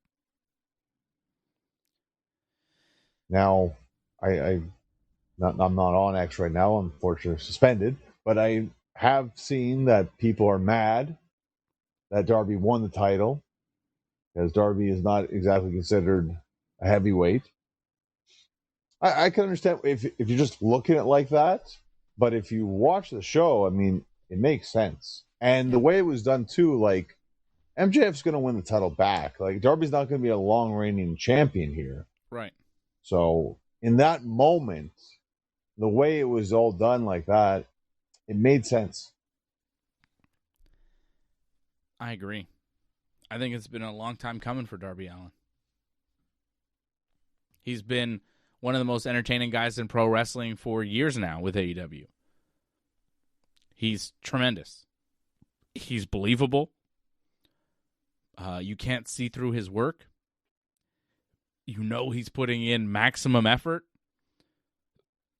Big sacrifice on his body. I don't care that he's not a big heavyweight. I mean, neither was Rey Mysterio. And when you're not a big heavyweight and you're not physically imposing, you have to bring something else to the table that no one else offers. And Darby Allin and Rey Mysterio, they do that. Jeff Hardy, he did that. Darby Allin offers something that no one else provides in professional wrestling. It is a full-on car crash style that leaves you wondering, how is he still walking after almost every one of his matches? He is an unreal performer. And if you don't see that, I really don't know what you're watching. I see some people, and like some respectable people. I saw Dave Meltzer say like this was a bad move, and MJF is so good, and AEW is at the hottest that they are, and why would you make like a mid-card guy your champion? And I'm like, I really don't understand why Meltzer doesn't like Darby. Maybe he doesn't give him scoops, you know, maybe Darby kind of gives him the cold shoulder and Meltzer's kind of, but I was really surprised when I saw him be like, I don't think this is a great move. This is a fantastic move. Darby Allin needed to become world champion at some point. You needed to make Darby Allin a main event level player because he is a uniquely AEW character who is bell to bell one of the most exciting guys in all of pro wrestling. And he does things that you have never seen done before. And I don't care if you think, oh, it's dangerous and, oh, his spine won't be able to last. People said the same thing about Jeff Hardy. Some people are built different. Darby Allin is a skateboard kid who has a death wish. He is built different. He is pro wrestling. He is a perfect guy for pro wrestling and a great guy to be the AEW World Champion. Should he be a long reigning champion right now in his first run? It doesn't have to be. Doesn't have to be. I think you could give the belt. I think they have a show in New York at some point in a month or two, and you could give the belt back to MJF then.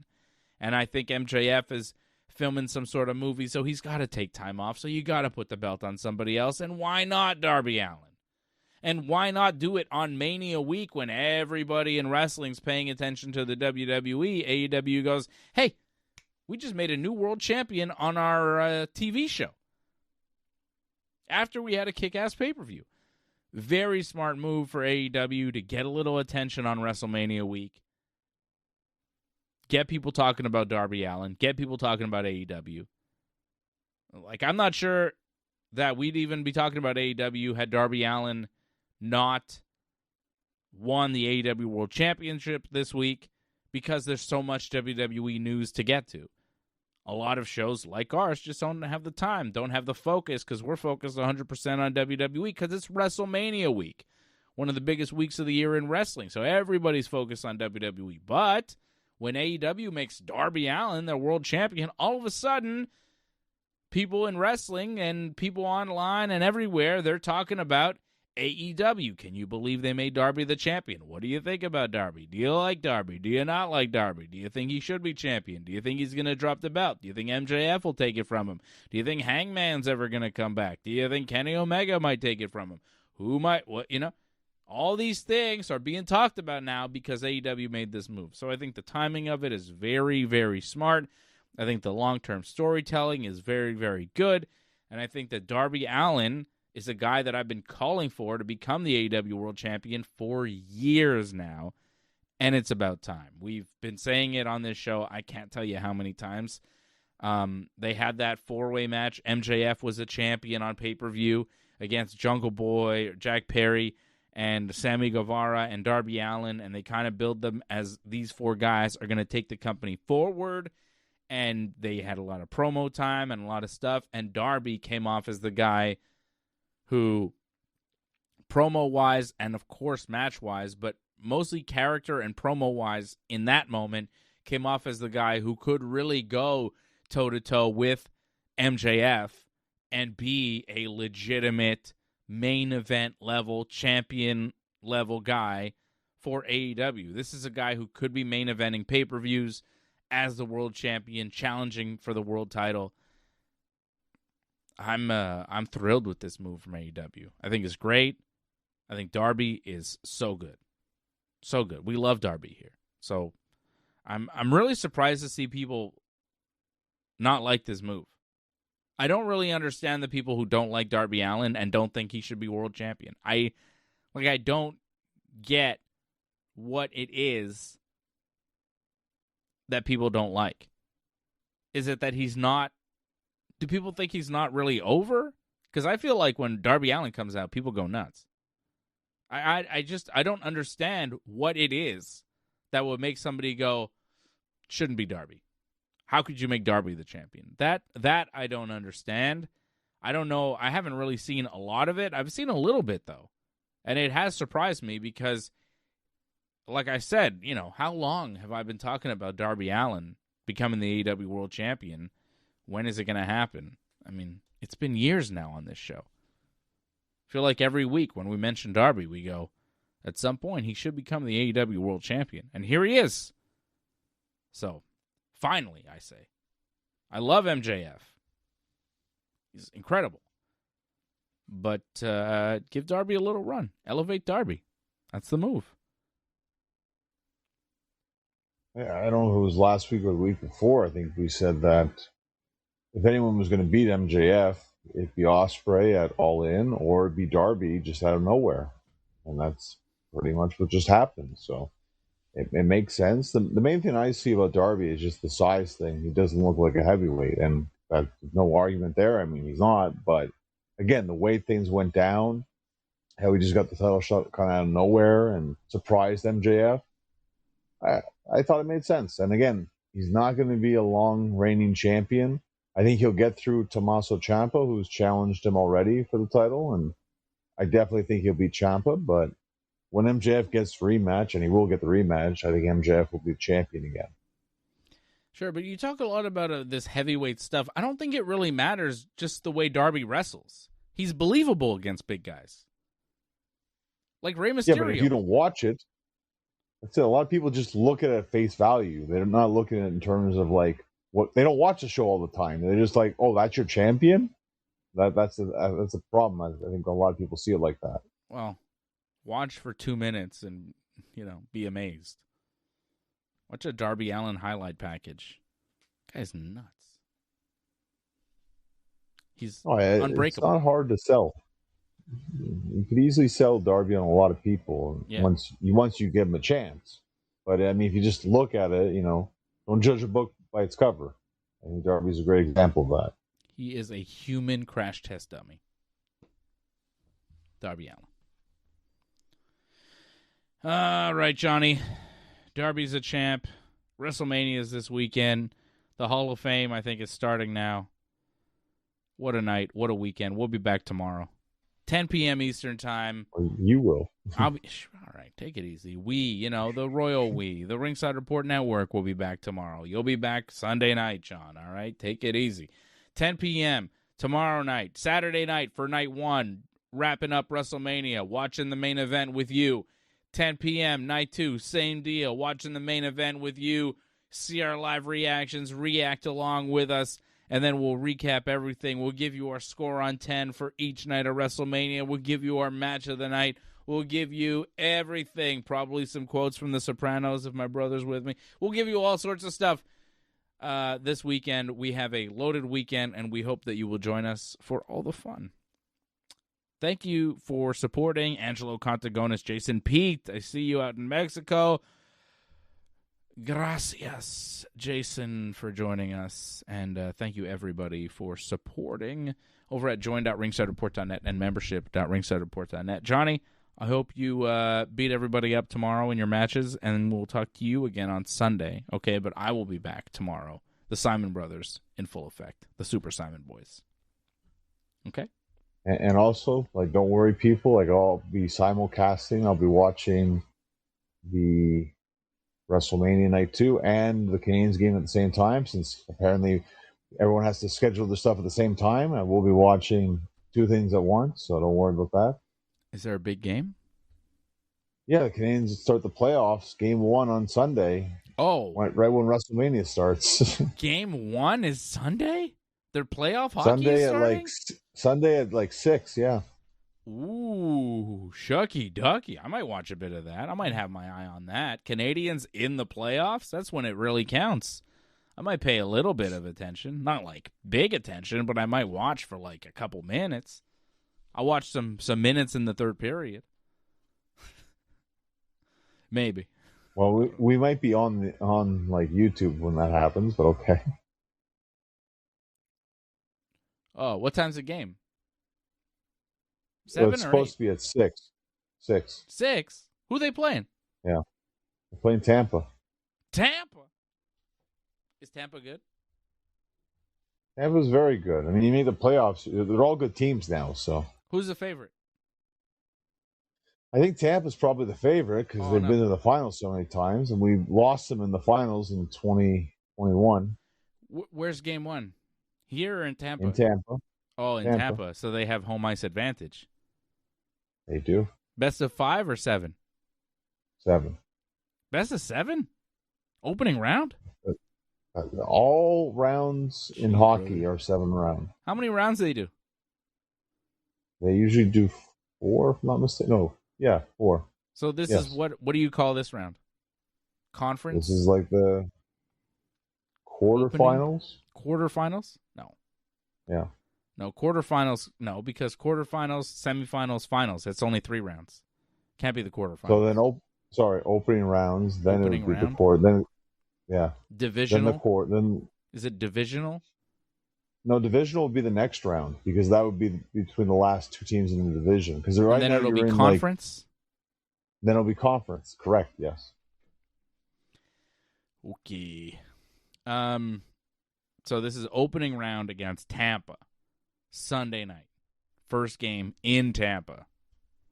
Right. Which probably cheaper to fly to Tampa, get hotel in Tampa, and buy tickets for the game in Tampa than it would be to take the Metro and get tickets for the game at the Bell Center, right? Well, especially now where tickets are like $600 or something like that. Right. Like nosebleeds. So yeah. Yeah. I wonder if it's cheaper to price out going to Tampa to see a game than to see a game in your own backyard in Montreal, because tickets are just so crazy for playoff hockey here. I'll be going to the Laval Rocket instead, because that's at least affordable. So I'll be seeing their first playoff game when they play at Place Bell in end of April, because they haven't gone through the whole playoffs yet. They've already bypassed the first round. They're in the second round already. Okay. They got to buy. Yeah. They got to buy, yeah. Okay. Wow. So Canadians playoffs on Sunday. I had no idea that was starting already. Damn. That's a thing.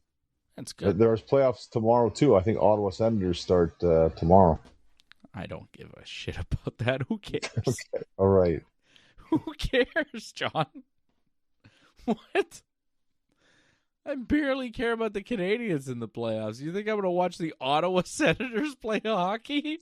Are you crazy in your head, bro?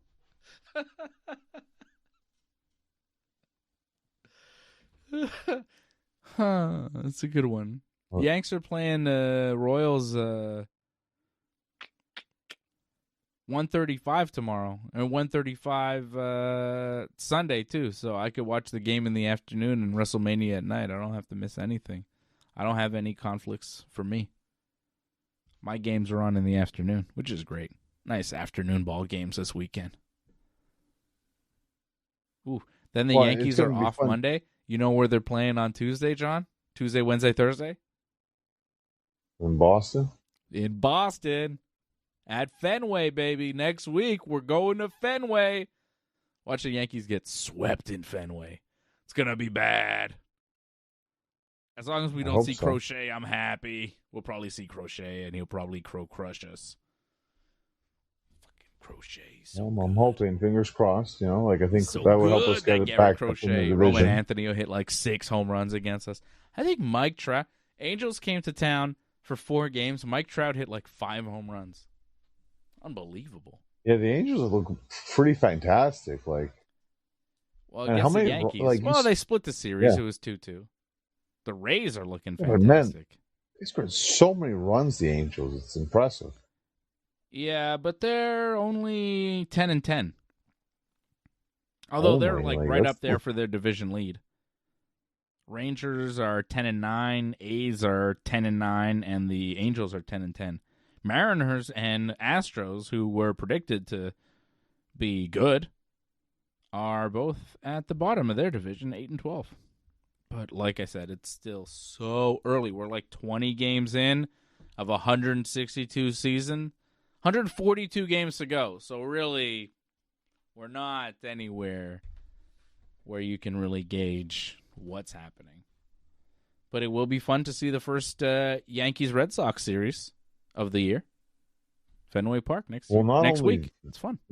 Not only that, we got the Hulk Hogan documentary coming up on Netflix, right? So we got to watch that. Yeah, brother. When's that? I believe it's the 22nd. Cool. Next week. I'll watch that. It's a series, too. It's not like a movie. It's like multi-part. I think it's like episodes. Yeah, episodic. So, yeah. Yeah, I will devour that for sure. I can't wait. Multi-part documentary about my favorite guy, Hulk Hogan? Of course. Of course. You think the guy with the Hulk Hogan t-shirt and the Hulk Hogan shrine behind him isn't going to watch that, John? What are we talking about here? I have a literal shrine to the Hulkster behind me. You know how much I love the Hulkster. What you going to do, brother? Oh. I feel there's a bit of propaganda. I mean, they talk about when he joined the NWO and when he made the walk down and bashed the beach, how everyone was like, oh, he knew he was coming to save everybody and he's going to help Macho Man. like if you remember and if you were listening, you heard Bobby Heenan say on commentary, like, but whose side is he on? Like, you got that thought in your head, like the people watching got the thought, like, oh, maybe he will join them. Maybe he's there to turn, and that's exactly what happened. So, like, the idea that there's no way like he was going to do that, like it was said in commentary. So, of course, but WWE will change that narrative, sadly. It was a big surprise at the time, John. Don't act like Hogan joining the NWO was like obvious and everybody knew it. It shocked the business. Come on. Yeah, it did, but the fact that you heard it, where it's like, oh, maybe he will do this, like right when he's coming down the aisle, like, yeah, but come that on, was like, Heenan, who was always playing the heel, trying to make you believe that the good guys were bad guys. Sure, but there's a bit He of was doubt playing there. his character. It was in character for Heenan to say that. I don't think it felt like a spoiler. Anyways, I think the most important part here, John, is that Hulk Hogan, the guy that main evented the first 9 WrestleManias, the guy that really there would be no WrestleMania without Big Terry, Big Hulk Hogan.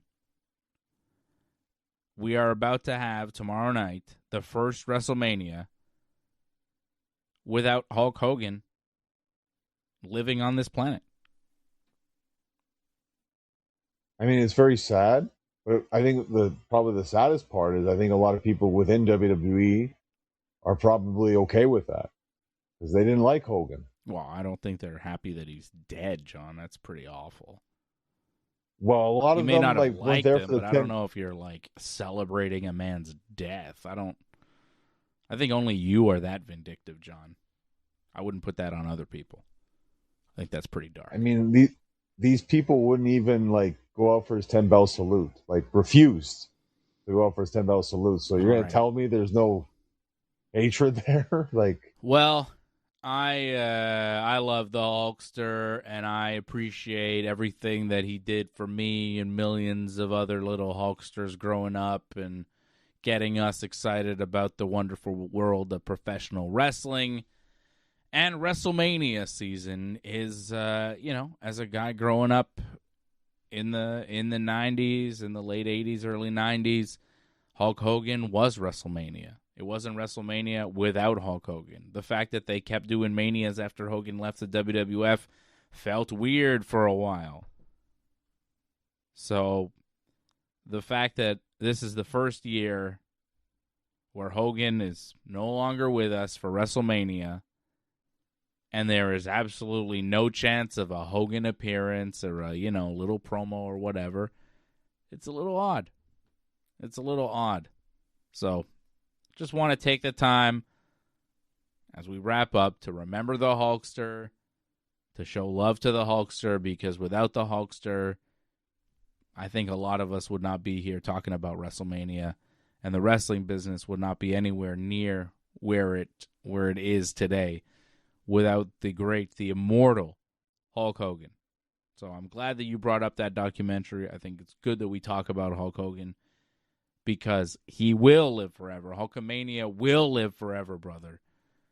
Say what you want about the man, Terry Bollea, but I think Hulkamania will live forever. The idea of Hulkamania, the nostalgia, the fun of Hulkamania, the legacy of Hulkamania and WrestleMania will live forever.